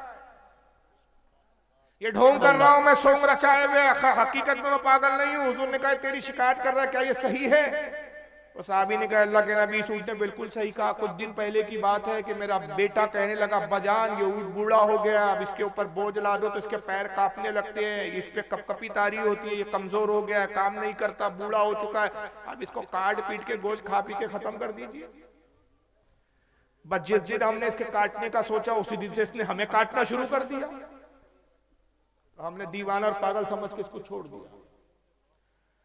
हुजूर ने फरमाया ये जिंदगी को पसंद करता, ये जीना चाहता है। ऐ मेरे साहबी ये ऊंट मुझे दे दे और इसके एवज कुछ रकम ले ले। उन्होंने कहा या रसूलल्लाह वैसे भी ऊंट हमारे काम का नहीं, हमने तो यूं ही छोड़ दिया है, मैं आपको तोहफे के तौर पर वैसे ही अता कर देता हूं, पेश कर। सुभान अल्लाह। हुजूर ने ऊंट की लगाम पकड़ी और फिर ऊंट से कहा कि ऊंट देखिए सरकार के जुमले सुनिए आप, अल्लाह करे कि आप इसकी अहमियत को समझ जाए। कहा उठ जा, तू आज से आजाद है, अब आबादी में मान ना रहे कि लोग तुझसे डरते हैं। जंगल में चला जा, जंगल में जो चाहे खा पी, कोई दरिंदा तुझ पर हमला नहीं करेगा, इसलिए कि तुझे अल्लाह के रसूल ने आजाद किया है। सुभान अल्लाह। गोया रसूल बता रहे हैं कि जिसको मैं आजाद कर दूं, दुनिया की कोई मखलूक उसको नुकसान पहुंचा नहीं सकती। जो मेरी पनाह में आ गया वो अल्लाह की पनाह में आ गया, और जो अल्लाह रसूल की पनाह में आ गया कायनात की कोई चीज उसको नुकसान नहीं पहुंचा। बेशक सुभान अल्लाह। कोई दरिंदा तुझे नहीं नुकसान पहुंचाएगा। गोया हुजूर ये भी बता रहे हैं कि दरिंदे भी पहचानते हैं कि ऊंट मुस्तफा का आजाद करदा हुआ है। ये कौन से दरिंदे हैं जो नबी को नहीं पहचान पा रहे हैं? जी जी, ये कौन से दरिंदे? ऊंट खुश हुआ और ऊंट ने फिर अपने मुंह को उठाया, हुजूर के कान के करीब आया, फिर आवाज निकाली, और इस मर्तबा ऊंट रो रहा था। उसकी आंखों में आंसू बह रहे थे। रसूलुल्लाह ने जब उसकी कुछ आवाजों को सुना, सरकार भी रोने लगी। साहबा के तो कुछ समझ में नहीं आया। अर्ज के अल्लाह के नबी, इसने क्या कहा कि रो रहा है और आप भी रो रहे हैं? आपने इरशाद फरमाया, इसने ऐसी बात कही कि खुद भी रो रहा है और मुझे भी इसने रुला दिया। ऐ लोगों, ये कह रहा है कि अल्लाह के नबी आज आपने मेरी जान बख्शी है, आज आपने मुझे आजाद किया।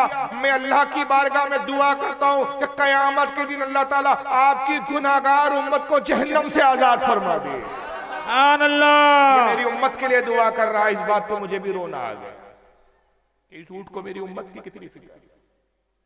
वाकया खत्म हो गया, ऊंट जंगल चला। समझ में क्या आया? समझाने और समझने वाली बात यह है कि मेरे आका वो है, अल्लाह ने वो इल्म दिया कि जानवरों तक की जबान मेरे मुस्तफा जानते हैं।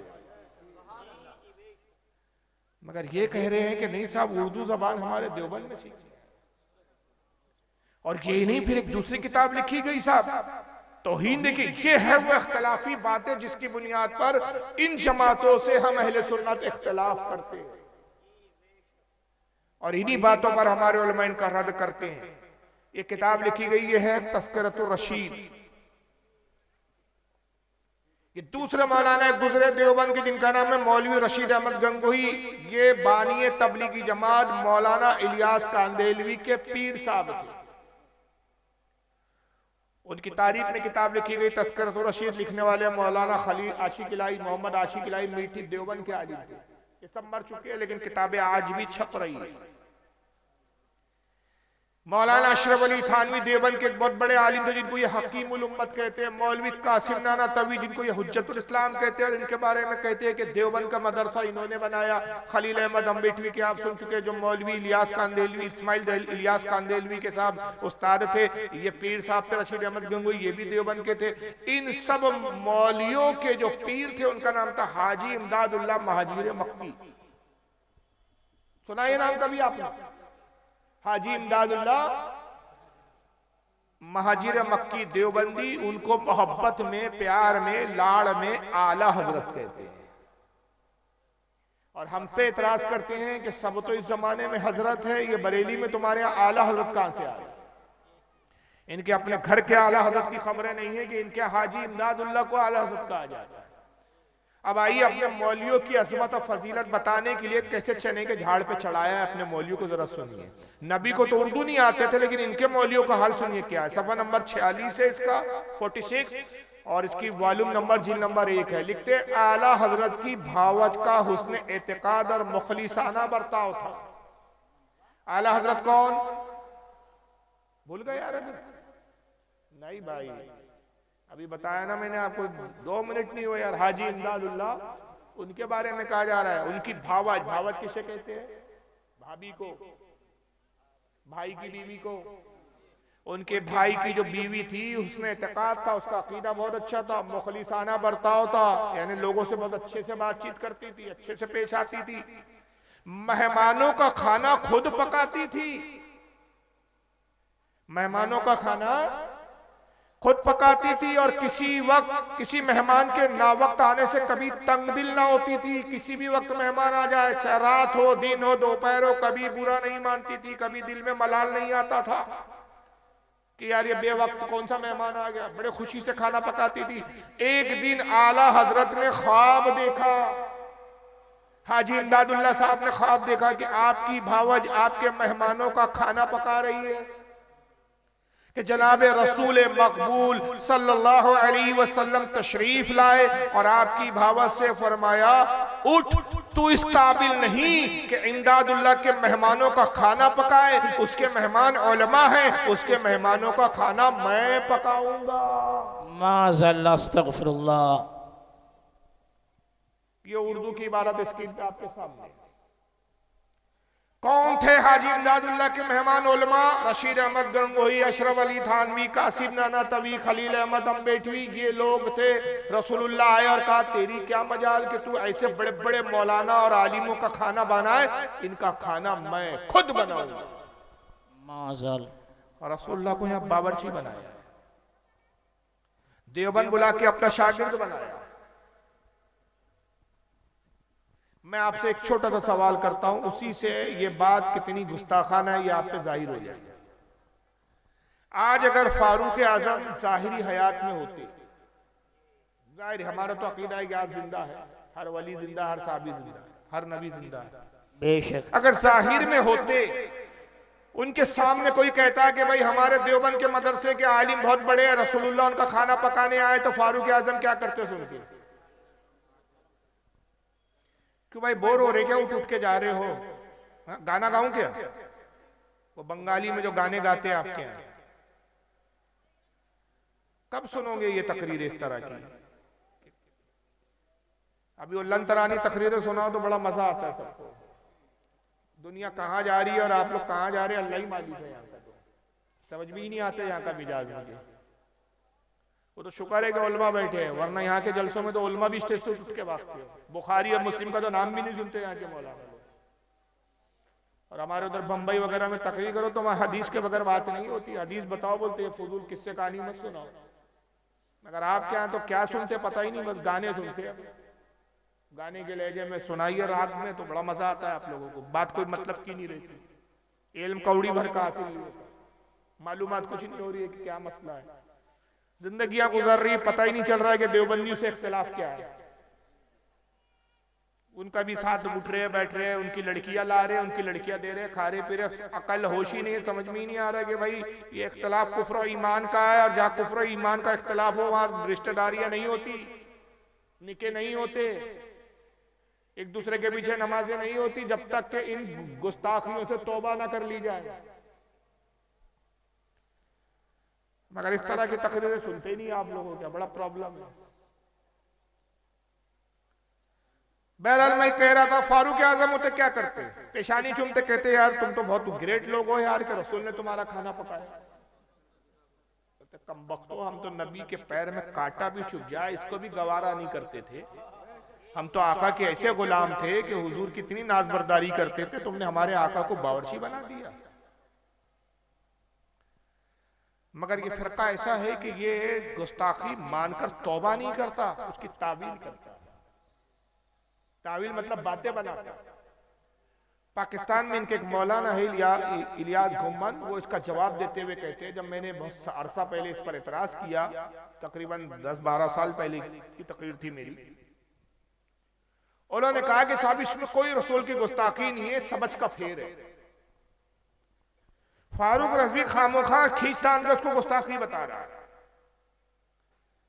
इसका सीधा सीधा मामला यह है भाई कि रसूलुल्लाह खाना पकाने अगर आ भी गए थे तो उलमाए देवबंद हुजूर के बच्चों की तरह है। हुजूर ने अगर शफकत के तौर पर मोहब्बत में अपने छोटों के लिए कुछ काम कर दिया तो ये हुजूर की मोहब्बत है, इसमें गुस्ताखी कहां से? अब ये सुनने के बाद तो बोले हाँ यार बात तो सही है। फिर मिसाल भी दी, उन्होंने कहा कि कई बार ऐसा होता है कि घर में माँ नहीं होती, बच्चे बाप के पास है, माँ किसी काम से चले गई, मैके चले गई, अपने माँ बाप से मिलने थोड़ी देर के लिए चले गई, पड़ोस में चले गई, बच्चे छोटे हैं, बच्चों को भूख लगी तो बाप ने कहा चल रुको मैं खाना बना लेता हूँ, बाप ने कुछ बच्चों के लिए खाना बना दिया तो क्या बावर्ची हो गया? छोटे बच्चों ने पेशाब पाखाना कर लिया, कई बार बाप जो है उनकी कपड़े वगैरह बदल देता है, उनकी जो है वो शर्मगा वगैरह धुलवा देता है, तो क्या उससे भंगी हो गया, बेहतर हो गया? भाई बाप भी तो बच्चों के काम करता है, तो उससे कोई नौकर तो नहीं बन जाता। तो रसूलुल्लाह तो पूरी उम्मत के बाप की तरह है, हमारे उलमा रसूलुल्लाह के बच्चों की तरह है। हुजूर आए मोहब्बत में, शफकत में, उल्फत में, हमारे उलमा का खाना बना दिए, तो इसमें कौन सी इतनी वबेला मचाने की जरूरत है। मैंने जवाब में कहा, और वही जवाब आपको सुना रहा हूं, मैंने कहा देखिए ये बात ख्वाब की है। उन्होंने लिखा है कि आला हजरत ने ख्वाब देखा था, हकीकत की नहीं है। तो ख्वाब क्या सिर्फ आपके आला हजरत को ही दिखते थे कि हमें भी दिख सकते हैं? ख्वाब तो हमें भी दिख सकते हैं। और ये उसूल है, आपने ये कानून और उसूल बनाया कि अगर बड़ा छोटों का काम करे तो ये मोहब्बत है, शफकत है, ये गुस्ताखी नहीं है। तो इसी उसूल की बुनियाद पे मैं कहता हूं मुझे भी एक ख्वाब दिखा, और ख्वाब ये दिखा कि मेरा नौकर मेरे घर का बाथरूम साफ कर रहा था, पाखाना साफ कर रहा था। तभी मौलाना अशरफ अली थानवी आ गए, रशीद अहमद गंगोही आ गए, कासिम नानतवी आ गए। एक के हाथ में झाड़ू थी, एक के हाथ में पानी था, एक के हाथ में फिनाइल की बोतल थी। उन्होंने मेरे नौकर को बड़ी बुरी तरह डांटा और डांट के कहा, उठ उठ फारूक रज़वी बहुत बड़े आलिम है, तेरी क्या मजाल कि उनका पखाना तू साफ करेगा, उनका पखाना हम तीनों मिलकर साफ करेंगे। वाह वाह क्या बात है। जी जी जी इशारा। तो बड़े थे, मुझ छोटे का काम कर गए, इससे क्या वो भंगी हो गए? नहीं हुए। लेकिन अकीदे का आप दोगलापना देखते चले। एक तरफ तो ये जमात कह रही है कि रसूलुल्लाह सल्लल्लाहु अलैहि वसल्लम उर्दू जबान सीखने हमारे यहाँ आए,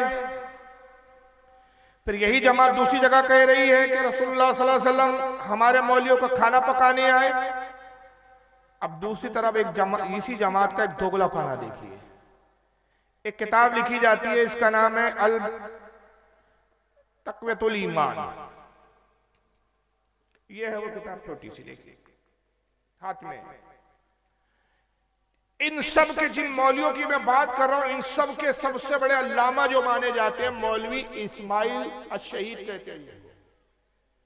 मौलवी इस्माइल दहलवी, इन्होंने किताब लिखी तक़वियतुल ईमान। इसमें रसूलुल्लाह के बारे में एक झूठी हदीस गढ़ी, और झूठी हदीस लिखते हुए सफ़ा नंबर 100 पे लिखा कि रसूल ने ये फरमाया, मैं भी एक दिन मरकर मिट्टी में मिलने वाला हूं। माज़ाल्लाह। तो कब सजदे के लायक है? यानी कहते कि रसूलुल्लाह सल्लल्लाहु अलैहि वसल्लम भी मरकर मिट्टी में मिल गए। और हमारा अकीदा क्या है बोलिए? रसूलुल्लाह जिंदा है कि मुर्दा है? जिंदा मानते हैं ना? हमारी गुफ्तगू को सुनते हैं कि नहीं सुनते? आका ने फरमाया, मेरा उम्मती जब मुझ पर दुरूद पढ़ता है तो मैं उसको सुनता हूं। मगर आइए इसी जमात के मौलवी इस्माइल के फतवे पे अमल करने वाले मौलवियों की आप गुफ्तगू सुनेंगे। एक मौलवी साहब है, इनका नाम है फसीउद्दीन हैदराबाद। जरा इनको सुनिए क्या क्या। मेरे नबी मोहम्मद अरबी सल्लल्लाहु अलैहि वसल्लम, आवाज बढ़ाइए, अपने आप को शिफा नहीं दे सकते। नबी सल्लल्लाहु अलैहि वसल्लम के बारे में मैं ये कहूंगा आपके सामने कि नबी मोहम्मद सल्लल्लाहु अलैहि वसल्लम, रसूल मोहम्मद सल्लल्लाहु अलैहि वसल्लम, उनकी कब्र मुबारक में जिंदा नहीं है।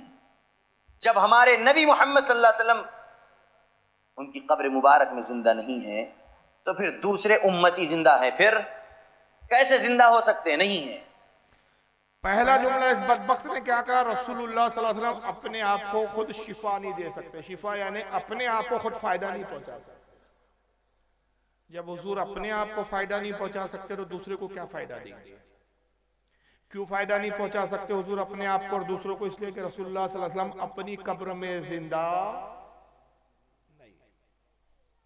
जब मोहम्मद सल्लल्लाहु अलैहि वसल्लम अपनी कब्र में जिंदा नहीं है तो फिर दूसरे उम्मती हो सकते हैं। जो तुम बुजुर्गों के बारे में कहते हो, तुम सोचते हो गरीब नवाज भी जिंदा है, गौसे पाक भी कब्र में जिंदा है। यहाँ जाइए, बात कीजिए, दुआ कीजिए, इनसे कुछ मांगिए तो ये सुनते हैं, हाजतें पूरी करते हैं, अल्लाह से तुम्हारे लिए दुआ करते हैं। कहाँ? ये जिंदा नहीं है। और अगर तुम जिंदा मानते हो इन बुजुर्गों को तो आइए इस मौलवी से सुनिए, मौलवी महराज रब्बानी क्या कहता है। इसका नाम है मौलवी महराज रब्बानी। सुनिए। अल्लाह के नबी मर गए, कब्र अल्लाह के नबी बोलो, और जो ये अकीदा न रखे वो काफिर है। इसलिए कि अबू बकर सिद्दीक का ये बयान है कि नबी करीम सल्लल्लाहु अलैहि वसल्लम मर चुके हैं। हजरत उमर का बयान है कि नबी मर चुके हैं। उस्मान गनी का अकीदा है कि नबी मर चुके हैं। अली का अकीदा है कि नबी मर चुके हैं। फातिमा आयशा अज़वाज मुतहरात का ये अकीदा है कि नबी करीम सल्लल्लाहु अलैहि वसल्लम वफात पा चुके हैं। नबी करीम सल्लल्लाहु अलैहि वसल्लम जिंदा, बोलो, जो जिंदा माने वो काफिर है, जो जिंदा माने वो कौन है? वो मुसलमान नहीं है। जो जिंदा मारे नबी को वो कौन है? काफिर है। और नबी सल्लल्लाहु अलैहि वसल्लम जिंदा नहीं अपनी कब्र में, ये किसका अकीदा है? कहता है ये अबू बकर सिद्दीक का अकीदा है, ये हजरत उमर का अकीदा है, उस्मान गनी का अकीदा है, हजरत आयशा का अकीदा है, हजरत सैयदा फातिमा का अकीदा है। मैं अगर हर जिन सहाबा के इसने नाम दिया, हर सहाबा के बारे में रिवायतें सुनाऊं तो ये बयान बहुत वक्त चाहेगा, और उतना वक्त है भी नहीं, और उतनी देर आप सुन भी नहीं पाऊंगा।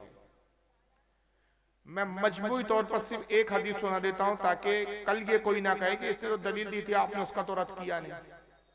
बस उसने कहा अबू बकर का अकीदा। तमाम सहाबा में सबसे अफजल कौन है? तो जो अबू बकर का अकीदा हुआ वो तमाम सहाबा का अकीदा हुआ कि नहीं हुआ? मानेंगे आप?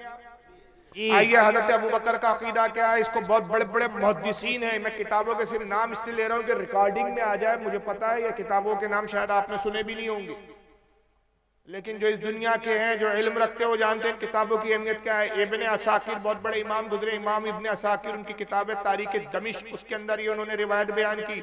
इमाम जलालुद्दीन सयूती रहमतुल्लाह अलैह, वो रिवायत अल खसाइसुल कुबरा किताब है, उसकी जिल्द नंबर 2 में उन्होंने रिवायत बयान की। हज़रत मखदूम अशरफ जहांगीर सिमनानी ने अपनी किताब लताइफ अशरफी में इस रिवायत को बयान किया। इमाम अब्दुर्रहमान जामी ने अपनी किताब नफातुल उन्स के अंदर इसको बयान किया। हत्ता के मौलवी अशरफ अली थानवी जो इस फिरके का खुद है, मौलवी अशरफ अली थानवी ने अपनी किताब जमालुल औलिया में भी इस किताब को रिवायत किया। शाह अब्दुल अजीज मोहदी से दहलवी ने, हजरत शाह अब्दुल अजीज ने फतावे अजीजिया में इस रिवायत को बयान किया। मुतअद्दिद इमाम ने रिवायत की, और रिवायत यह है कि जब अबू बकर सिद्दीक का विसाल होने लगा, उनका इंतकाल होने लगा, तो उन्होंने मौला अली को बुलाया, और मौला अली को बुला के कहा कि अली, मेरी ख्वाहिश है कि मैं रसूलुल्लाह के पहलू में दफन किया जाऊं, लिहाजा तुम मुझे गुस्ल देना जैसा कि तुमने रसूलुल्लाह को गुस्ल दिया था। तुम ही मुझे कफन पहनाना, तुम ही मेरी नमाज जनाजा पढ़ना, और जब जनाजा तैयार हो जाए, मेरी ख्वाहिश है कि मैं रसूल के पहलू में, रसूल के बाजू दफन किया जाऊं, तो मेरी जनाजे को हुजूर के पास ले जाना और रसूलुल्लाह से इजाजत ले लेना। सुभान अल्लाह। बताइए, इजाजत जिंदों से ली जाती है कि मुर्दों से ली जाती है? जिंदा से। गोया अबू बकर ये अकीदा दे रहे हैं कि मेरे आका सुनते भी है और इजाजत देने की ताकत भी रखते हैं। सुभान अल्लाह। तमाम सहाबा के दरमियान में वसीयत हो रही है, कोई सहाबा ये एतराज नहीं करता अबू बकर, रसूल को तो मरे हुए जमाना गुजर गया, 2 साल का अरसा हो गया, हुजूर तो माज़अल्लाह नऊज़ुबिल्लाह मरकर मिट्टी हो चुके होंगे, अब हुजूर कैसे इजाजत दे सकते हैं? क्या कब्रों से भी आवाज आ सकती है? ये तो अकीदा जायज नहीं है। कोई सहाबी इतराज नहीं कर रहा। पता चला हर सहाबी का अकीदा वही था जो अबू बकर सिद्दीक का अकीदा था। बेशक, सुभान अल्लाह। वही हुआ। रावी हदीस कहते हैं कि वसीयत के मुताबिक अली ने गुस्ल दिया, नमाज जनाजा पढ़ाई, जनाजा तैयार हुआ, रसूलुल्लाह के रोजे के पास अबू बकर का जनाजा लेकर पहुंचे, मैयत लेकर पहुंचे, और रसूल के रोजे का दरवाजा बंद था। हजरत अबू बकर को जनाजा रख दिया गया, हजरत अली और हजरत फारूक आजम उमर फारूक आगे बढ़ते हैं। रावी कहता है हुजूर के रोजे का, हुजूर के हुजरे के दरवाजे को खोला नहीं गया, दरवाजा बंद था। दरवाजे के बाहर से हजरत अली आवाज देके कहते, या रसूल, ये अबू बकर सिद्दीक है जो आपके रफीक गार है, ये अबू बकर सिद्दीक है जो आपके ससुर है, ये अबू बकर सिद्दीक है जो आपके अजीम सहाबी है, आपके महबूब तरीन सहाबी है। ऐ अल्लाह के नबी, ये आपके पहलू में दफन होने की इजाजत चाहते हैं, इजाजत हो तो हम दफन करें। रावी कहता है रसूल के रोजे का दरवाजा खुद ब खुद खुला, कब्र रसूल को जंबिश हुई, कब्र से आवाज आई, और रफीक को रफीक से मिला दो। सुभान अल्लाह।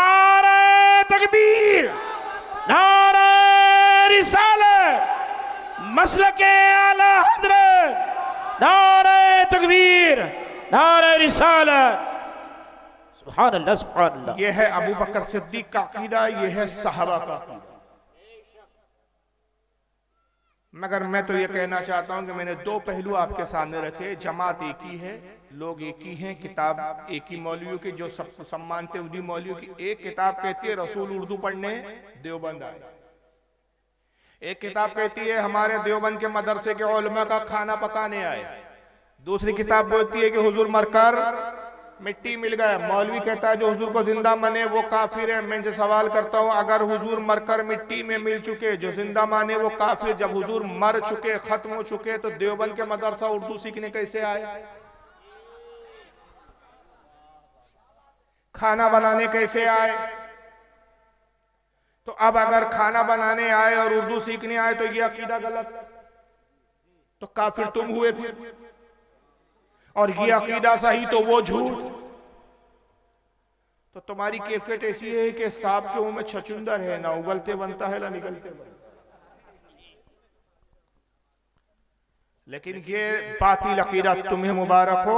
हमारा अकीदा क्या है मैं वो तो बाद में पेश करता हूं। एक और जाहिल मौलवी को सुन लीजिए, ये एक नंबर का भांड मौलवी है। ये आपके इलाके में बहुत आता है। अच्छा, आपको पता चल गया इसी का नंबर है? वाह भाई यार, बड़े होशियार लोग हो आप। अब इस छुचेरों को सुन लीजिए, छिचोरा आदमी एक नंबर का। अरे साहब मर गया मत कहना, तो तुम उसको पुकार। अरे साहब मर गया मत कहना, तौहीन हो जाएगी। पर्दा कर गए, ये बड़ी अच्छी इस्तिलाह निकाली हमारे भाइयों ने, पर्दा कर गए। अरे पर्दा किसको कहते हैं? वो इस दुनिया से गुजर गए। अरे अल्लाह के बंदे, उसी को तो हम मौत कहते हैं। नहीं नहीं, मरे नहीं है, पर्दा कर गए। पर्दे का माना क्या हुआ?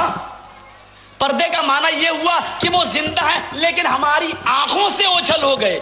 हमारी आंखें इस दुनिया में देख रही हैं, हमारी आंखों से ओझल हो गए का मतलब इस दुनिया से ओझल हो गए। हाँ, इस दुनिया से ओझल हो गए। अरे उसी को तो हम कहते हैं वो दूसरी दुनिया में चले गए। नहीं नहीं नहीं, वो इस दुनिया में ओझल नहीं, पर्दा कर गए।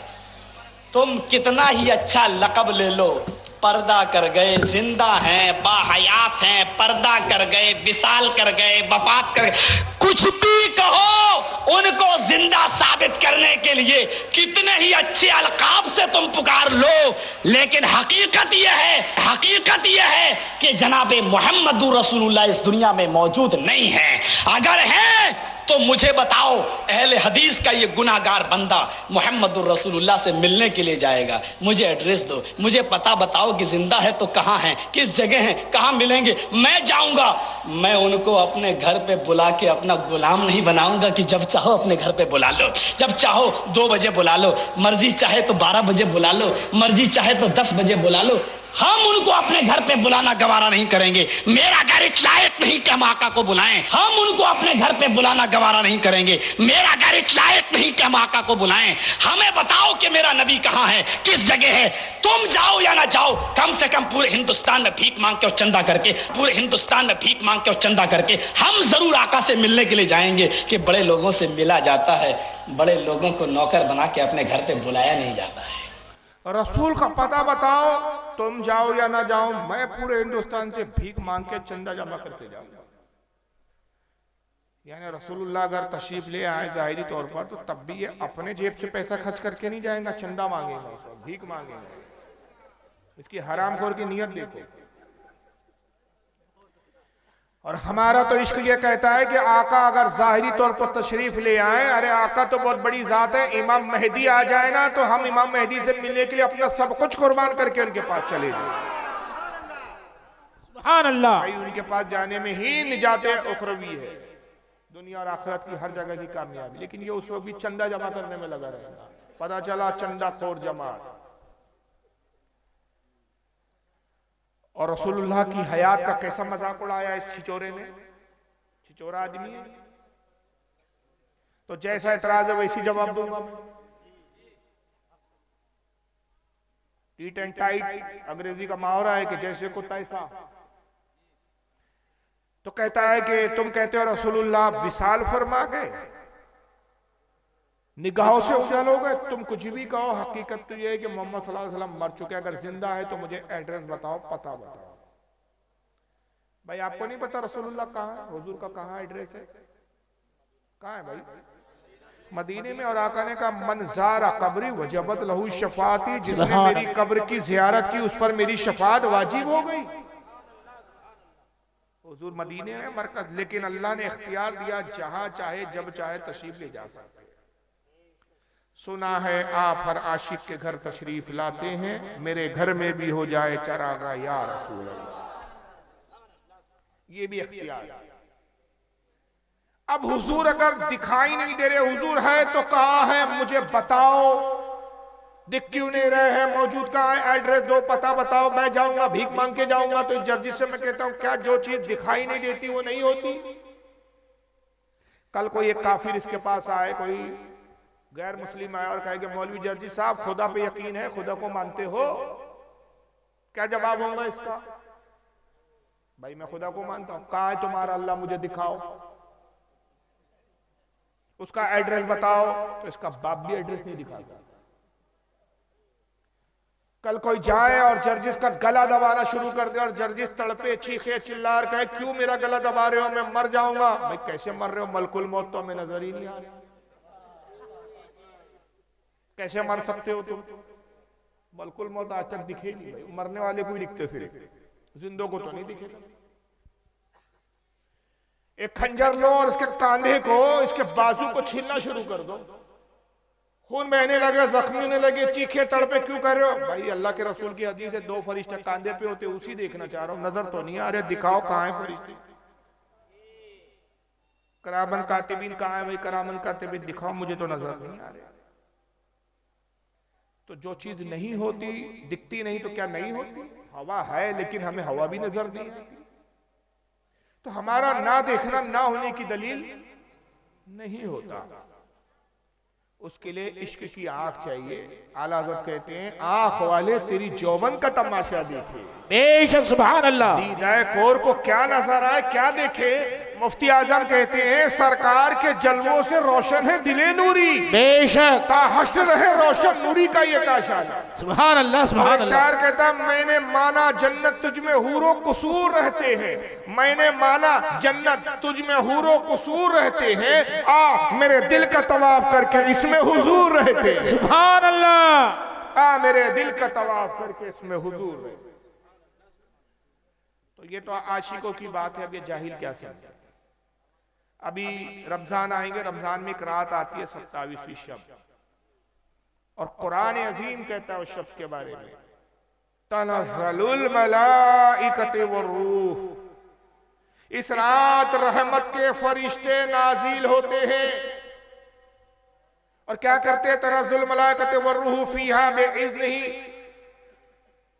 बिइज़्नि रब्बिही सलामुन मिन कुल्ल अम्र, हर हिकमत वाला काम लेकर आते हैं और मोमिनों को सलाम करते हैं। आज तक किसी मोमिन को सलाम करते हुए फरिश्ते दिखे आपको? नहीं दिखे। शैतान है लेकिन शैतान भी दिखता नहीं है। इब्लीस के अब्बा है शैतान, नजर नहीं आए लेकिन हमें आज। तो हर चीज जो नजर ना आए इस बात की दलील नहीं है कि वो नहीं होती। लेकिन चलिए जर्जी साहब की एक जिद है। हम अदबन कहते हैं कि रसूलुल्लाह हमारी आंखों से उछल हो गए, हुजूर मौजूद है लेकिन हमारी निगाह नहीं देख सकते। हुजूर विशाल फरमा गए, हुजूर आंखों से उछल हो गए, हुजूर पर्दे में है, हमारे और हुजूर के दरमियान में गैबी पर्दा है, उस पर्दे की बुनियाद पे हम रसूल को नहीं देख पाते हैं। ये हम अदब में कहते हैं। लेकिन इस गुस्ताख जमात को अदब मंजूर नहीं। ये कहते हैं तुम कितना ही अच्छा लक़ब लगा लो, तुम कहो पर्दा कर गए, आंखों से उजल हो गए, हमारी निगाह देख नहीं पा रही। कितने ही अच्छे अलकाब में तुम कह दो, हकीकत तो यह है कि मोहम्मद सल्लल्लाहु अलैहि वसल्लम जिंदा नहीं है, तुम उनको जिंदा साबित नहीं कर सकते। तो मैं कुरान अजीम से एक जवाब देता हूं कि इंसान की हकीकत कुरान बयान करता है। पारा 14 सूरह नहल आयत नंबर 4। अल्लाह फरमाता है खलकल इंसान मिन नुतफतिन फइज़ा हुवा खसीमुम मुबीन। अल्लाह फरमाता है कि हमने इंसान को एक गंदे नुतफे से, गंदे पानी से पैदा किया। नुतफा समझता है ना आपको? हिंदी में मनी बोलते हैं। हर इंसान की तखलीक उसी से हुई। कितना गंदा नुतफा है, कितना गंदा पानी है, जिस्म से खारिज हो जाए गुस्ल फर्ज हो जाए। जिस कपड़े पे लग जाए, कपड़े नापाक हो जाए, उस कपड़े में नमाज नहीं पढ़ सकते। जब तक गुस्ल ना करो नमाज नहीं पढ़ सकते, कुरान नहीं छू सकते, कुरान नहीं पढ़ सकते। गंदा नुतफा, और उसी से इंसान पैदा हुआ। तो जर्जिस भी किस चीज से पैदा हुआ? अरे भाई वो तो कुरान कह रहा मैं भी उसी से पैदा हुआ, आप भी उसी से पैदा हुए। इनकार की तो कोई गुंजाइश ही नहीं है। कुरान कह रहा हमने इंसान को नुत्फे से ही पैदा किया, नापाक नुत्फे से पैदा किया। तो जर्जिस भी नापाक नुत्फा, तो जर्जिस की असल क्या है? नापाक नुत्फा। असल तो यही है। तो जब जर्जिस जलसे में आए, जलसे में बुलाइए, फिर ऐलान कीजिए हजरात रास्ता छोड़े, गंदा नुत्फा चला आ रहा है। फिर तकरीर के लिए ऐलान करे हजरात लीजिए अब आपके सामने गंदा नुत्फा तकरीर फरमाएंगे। और कोई इसका चाहने वाला कहे यार ये मौलाना को आप कैसे अलकाब से कैसे नाम लेके पूरे, तो फिर उसी लबो लहजे में आप जवाब दीजिए कि भाई इनको मौलाना कहो, अल्लामा कहो, कारी कहो, हजरत कहो, हुजूर कहो, हफजुल्लाह कहो, दामत बरकतुम आलिया कहो, मद्दजिल्लाह वाली कहो, कुछ भी कहो, हकीकत तो ये है तो गंदा ही नुत्फा। हकीकत तो यही है। जी जी। तो जो हकीकत ये अपने मौलियों के लिए कबूल करने के लिए तैयार नहीं, बड़ी बेबाकी से ये हराम को रसूलुल्लाह के बारे में बोल। लेकिन हमें हदीसें तो कुछ और बताती है। ये अपना नाम अहले हदीस रखते हैं, अपने आप को अहले हदीस कहते हैं, लेकिन दर हकीकत हदीस और कुरान से इनका दूर दूर का भी ताल्लुक नहीं होता। आइए हदीस पाक क्या है मैं आपके सामने पेश करता हूँ। दुरूद शरीफ पढ़े आप। अल्लाहुम्मा सल्ली अला सय्यिदिना मौलाना मुहम्मद हबीबना तबीबना व नबीना सल्लल्लाहु अलैहि सलातु व सलाम अलैका या रसूलल्लाह सल्लल्लाहु तआला अलैहि वसल्लम।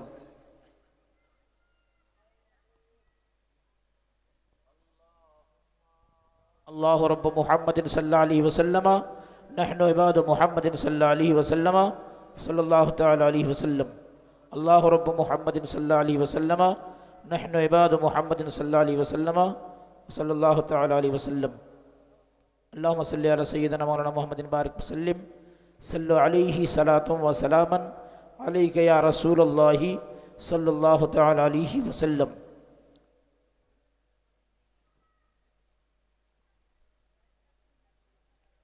ये सुनाने इब्ने माजा हदीस की किताब, नाम तो सुना होगा आपने गलिबन। 6 हदीस की सही किताबें अहले सुन्नत व जमात में मानी जाती है, उनमें से एक किताब है सुनाने इब्ने माजा, हदीस नंबर 1637। आइए इमाम इब्ने माजा इस हदीस में किताबुल जनाइज में हदीस लाए हैं। क्या बयान करते हैं? अन अबी दरदा रदियल्लाहु ताला अन्हु काला काला रसूलुल्लाह सल्लल्लाहु अलैहि वसल्लम अक्सरुस सलाता अलैया यौमिल जुमा। आका सल्लल्लाहु अलैहि वसल्लम ने इरशाद फरमाया, अबू दरदा रदियल्लाहु ताला अन्हु रिवायत करते हुए बयान करते हैं कि रसूलुल्लाह ने फरमाया कि ऐ लोगो जुमे के दिन मुझ पर खूब कसरत से दुरूद शरीफ पढ़ा करो। फ़इन्नहु अशहुदुन तशहुदुल मलाइका, इसलिए कि जुमे के दिन बहुत ज्यादा बड़ी तादाद में फरिश्ते मेरी बारगाह में हाजिर होते हैं। फ़इन्ना अहदन लन युसल्लिया इलैया इल्ला उरिदत अलैया सलातुहु हत्ता युफ्रगा मिन्हा। आका ने कहा कि जब तुम में से कोई मुझ पर दुरूद और सलाम पढ़ता, कहीं भी रहे किसी भी जगह, वहां से जब दुरूद और सलाम मुझ पर पढ़ता है तो वो दुरूद मुझ तक पहुंचाया जाता रहता है। सुभान अल्लाह। मैं अपने उस उम्मती के दुरूद को सुनता रहता हूँ, यहाँ तक के पढ़ने वाला फिर खामोश हो जाए, फारिग हो जाए। काला कुल तो बादल मौत। हज़रत अबू दरदा कहते हैं कि साहबा ने पूछा अल्लाह के नबी अभी आप जिंदा है तो दुरूद सुनते हैं, क्या मौत के बाद भी आप दुरूद सुनेंगे उम्मतियों का? काला बादल मौत, फरमाया हाँ मैं मौत के बाद भी दुरूद सुनूंगा। इन अल्लाह हर्रमा अलल अर्दी अन तक़ूल अज़्ज़ादल अंबिया अलैहिस्सलाम, इसलिए कि बेशक अल्लाह ने जमीन पर हराम कर दिया है कि उन नबियों के जिस्मों को खाए। नबियों का जिस्म मिट्टी नहीं होता बल्कि फ़नबियुल्लाहि हय्युन युरज़क़, अल्लाह का नबी जिंदा होता है और उसको रिस्क दिया जाता है। सुभान अल्लाह। तो जो पहले वाला कह रहा था कि कब्र में जिंदा नहीं है वो भी झूठा, दूसरा वाला कह रहा था कि जो रसूल को जिंदा माने वो काफिर, वो भी झूठा। तो ये मौलवी बोलते तो ये है कि हम कुरान और हदीस को मानते, लेकिन दर हकीकत बात कुरान और हदीस के खिलाफ करते। आखिर में मैं फिर एक चीज दिखा देता हूँ और इसी पर इख्तिताम करूंगा कि ये इनसे जो हमारे इख्तलाफात है ये तो बहुत लंबी फहरिस्त है, छोटा सा बयान उसका मुतामिल नहीं हो सकता कि क्या क्या इख्तलाफात है। लेकिन मैं 3 वीडियो यहाँ पर एक चीज दिखाना चाहता हूँ आपको कि ये अहले सुन्नत को बदनाम करने के लिए झूठ भी बहुत बोलते हैं।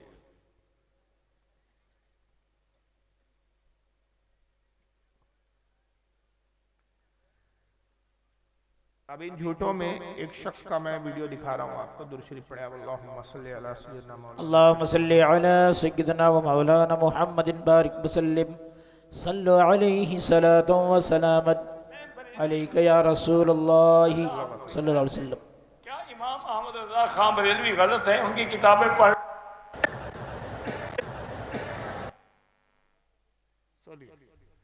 पहले तारुफ सुन लीजिए कि कौन ये, इसका नाम है मौलवी शेख मक्की, जो हज वज के लिए गए होंगे कभी या उम्रे को गए होंगे तो वहां शायद इस खबीस को देखा भी हो। ये नमाज मगरिब के बाद काबतुल्लाह में हरम में बैठ कर तकरीर करता है। देवबंदी मौलवी है खंबक, और हरम में बैठ के काबतुल्लाह में झूठ बोलता है। बूढ़े को शर्म हया नहीं आता। जरा सुनिए क्या तोहमत लगा रहा है। कहते जी कि बरेलवियों का कौन कौन सा अकीदा शिरक वाला है? पहले मुझे ये बताओ उनका कौन कौन सा अकीदा तौहीद वाला है? वो तुम बता दो, शिरक वाला मैं बता देता हूं। अगर कब्रों पे सजदा करना ये तौहीद वाला अकीदा है, कब्रों पे तवाफ करना ये तौहीद वाला अकीदा है, हर साल बुजुर्गों का उर्स मनाना, उर्स जानते हो क्या होता है? उर्स होता है शादी, यानी अल्लाह से हर साल शादी कराते हैं। उर्स जानते हो क्या होता है? उर्स होता है शादी, यानी अल्लाह से हर साल शादी कराते हैं। आपका भी उर्स होता है किसी बुजुर्ग का? जब उर्स मनाते तो क्या ये अकीदा होता है कि इस बुजुर्ग की जिसका उर्स मना रहे अल्लाह से शादी हो रही है आज? लेकिन कहां बैठ के झूठ बोल रहा है ये बंदा। इससे पता चलता है कि ये जमात सुन्नियों को बदनाम करने के लिए कहीं भी झूठ बोलने से बाज नहीं। वही वजह है कि एक मौलवी इनका झूठ बोलता है तो यहां से लेकर वहां तक पे सारे मौलवी झूठ बोलते चलते हैं। और इन लोगों को झूठ ही नहीं लगता। ये इतने बेगैरत लोग होते हैं, इतने बेगैरत लोग होते हैं अल्लाह की पनाह, कि इनके नजदीक झूठ की वैल्यू ही नहीं होती। आइए जरा ये मैं एक वीडियो, 3 वीडियो आपके सामने दिखाऊंगा और इसमें आप देखिएगा कि कैसा झूठ बोला गया।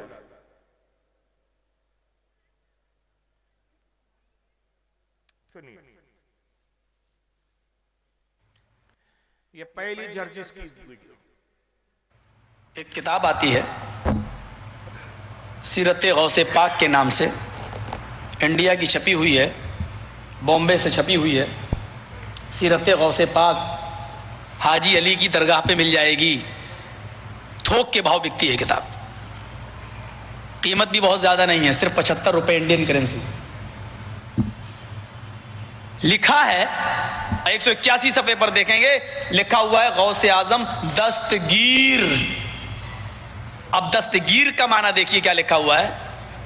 बड़े पीर साहब ने अल्लाह से कहा कि दिखाओ ये 7 आसमान तूने कैसे बनाए।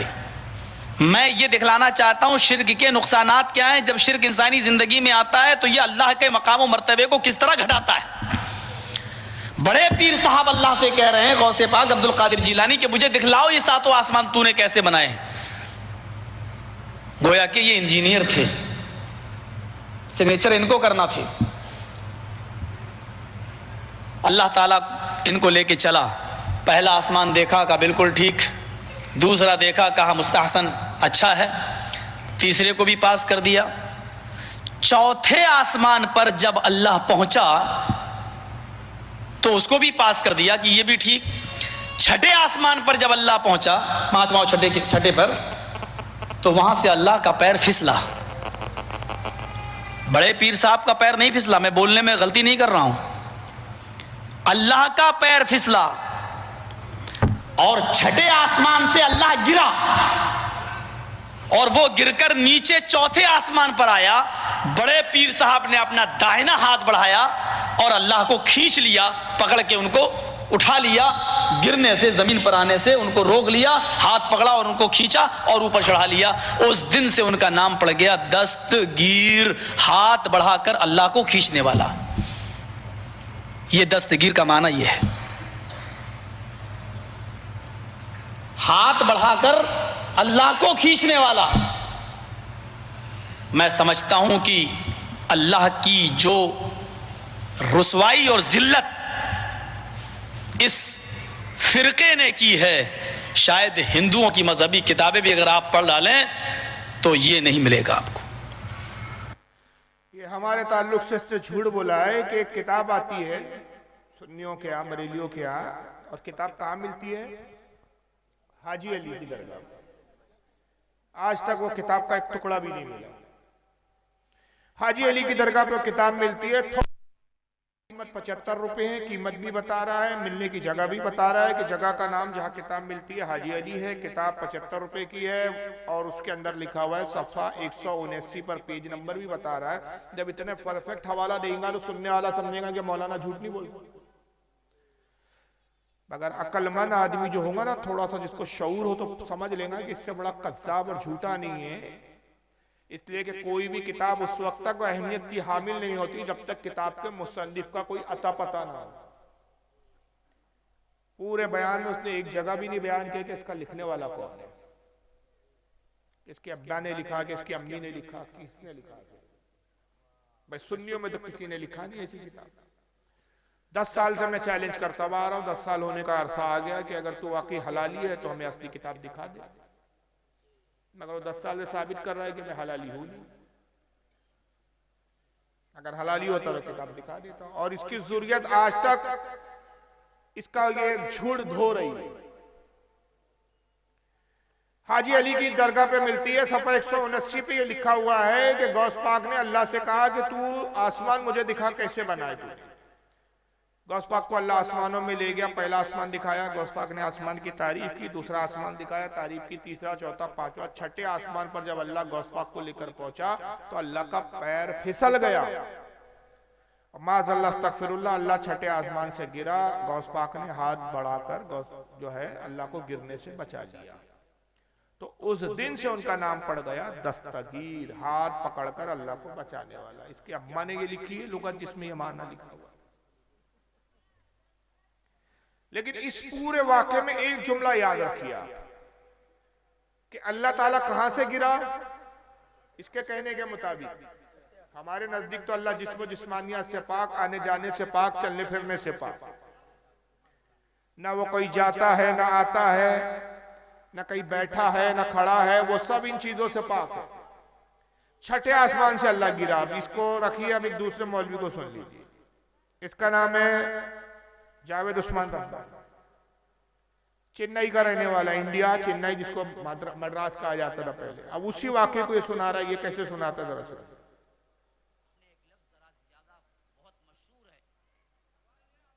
आपने एक लफ्ज जरा ज्यादा बहुत मशहूर है, पीराने पीर अब्दुल कादिर जीलानी का, मालूम है? हाँ, दस्तगीर। दस्तगीर बहुत मशहूर है और लोग भी क्या है, बहुत से लोग दस्तगीर रखे हुए भी हैं। तो दस्तगीर है हाथ पकड़ने वाला। और ये लक़ब अब्दुल कादिर जिलानी को कैसे हुआ मालूम है आपको? इसके बारे में वाक़िया लिखते हैं। कहते हुए भी डर लगता है कि कहीं हमारे तौहीद में खलल ना आए, लेकिन इस वजह से नकल कर रहा हूँ ताकि तौहीद आपके जहनों में बैठ जाए। तो लोग लिखते हैं कि एक मर्तबा अल्लाह और अब्दुल कादिर जिलानी दोनों सैर को गए थे। हाँ, सैर, बाग में टहलते टहलते, बाग में टहलते टहलते, नऊज़ु बिल्लाह सुम्मा नऊज़ु बिल्लाह, अल्लाह का पैर फिसला गए। अब्दुल कादिर जिलानी पकड़ को उठाए गए। हाँ, याद रखिए, ये बिल्कुल उसी के लिए वह नाम पड़ा हुआ है। अल्लाह और गौस पाक बाग में सैर कर रहे थे। जर्जिस ने कहा आसमान में गए, वहां से गिरा अल्लाह, छठे आसमान से दूसरे आसमान तक गिरते हुए आया, गौस पाक ने पकड़ के बचा दिया। ये मौलवी कहता है बाग में सैर कर रहे थे, पैर फिसला अल्लाह का और गौस पाक ने गिरने से बचा लिया। तीसरा मौलवी सुनिए, उसी जमात का, एक ही जमात के कार्टून है ये सारे, मगर इनमें कंपटीशन होता है कि तू बड़ा झूठा कि मैं बड़ा झूठा, तू अपने बाप इब्लीस का सच्चा जानशीन कि मैं सच्चा जानशीन। और इनके इन झूठों को देखकर मैं यकीन से कहता हूं कि इनका बाप शैतान इब्लीस भी दांतों में उंगली दबा के कहता है मेरे बच्चों तुमने मुझसे ज्यादा तरक्की कर ली है, झूठ बोलने में तो इतनी तरक्की मैंने भी नहीं की। अब ये तीसरा मौलवी पाकिस्तान का है, इसका नाम है मौलवी खलीलुर रहमान। एक ही जमात की है ये सब, ऐसा नहीं कि जमात अलग अलग है, जगह अलग अलग रहने की, किस्सा एक ही है मगर जगह बदलती है वाकयात में। जरा सुनिए इसको। मैं हैरान होता हूँ, इंडिया में छपी,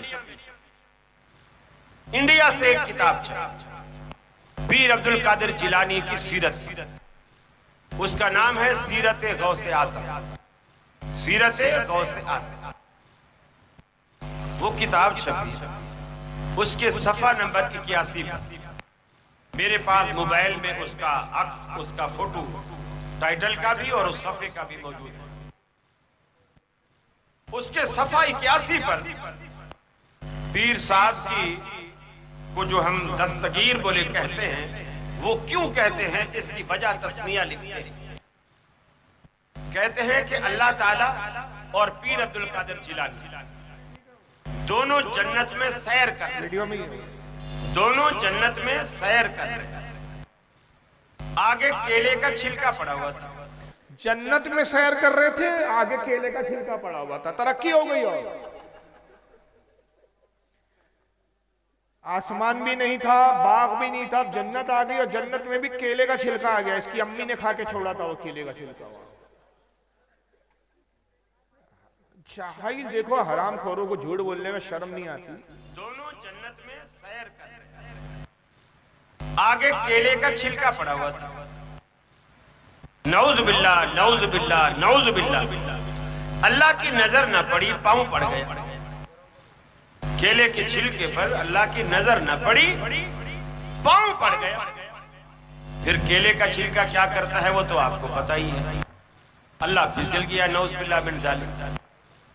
और पीर अब्दुल कादिर जिलानी चूंकि हाथ पे हाथ दे के चल रहे थे जन्नत में, तो जब अल्लाह ताला नऊज़ बिल्लाह फिसले तो पीर साहब ने फौरन हाथ खींच लिया, तो अल्लाह को गिरने से बचा, अल्लाह ताला को गिरने से बचा। तो अल्लाह ताला ने कहा, ऐ अब्दुल कादिर जिलानी, तूने हमारा हाथ पकड़कर हमें गिरने से बचाया है, जाओ आज से तुम्हारा लक़ब दस्तगीर। किस्सा पूरा वही है, लेकिन एक आसमान की बात करता है, एक बाग की बात करता है, एक जन्नत की बात करता है। और कमाल यह है कि ये पूरा वाक़या किसी किताब में हमारे अहले सुन्नत की है ही।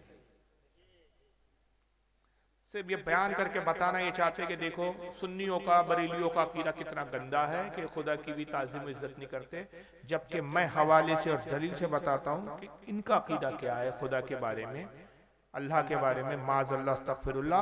और दलील के साथ हवाला गलत साबित करने पर जो चोर की सजा वो मेरी सजा।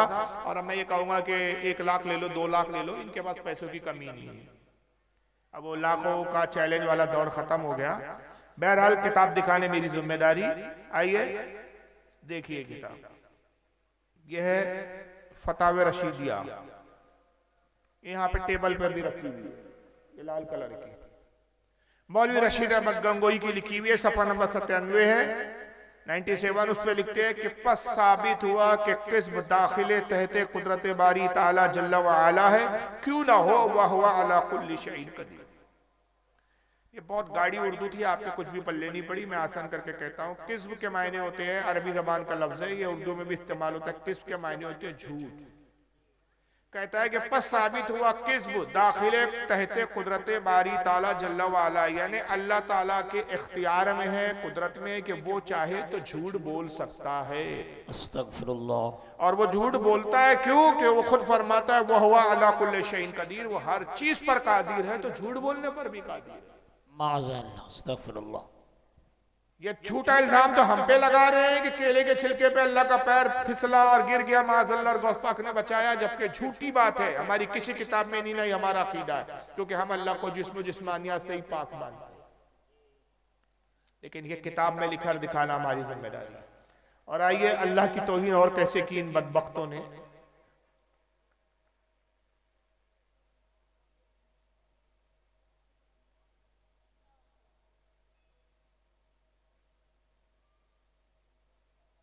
चलिए खवातीन भी बैठे, इसलिए वो मैं उसको कट कर रहा हूँ, बेहुदा बात है वो, जाने दीजिए, छोड़िए, वरना वो आपको दिखाता मैं।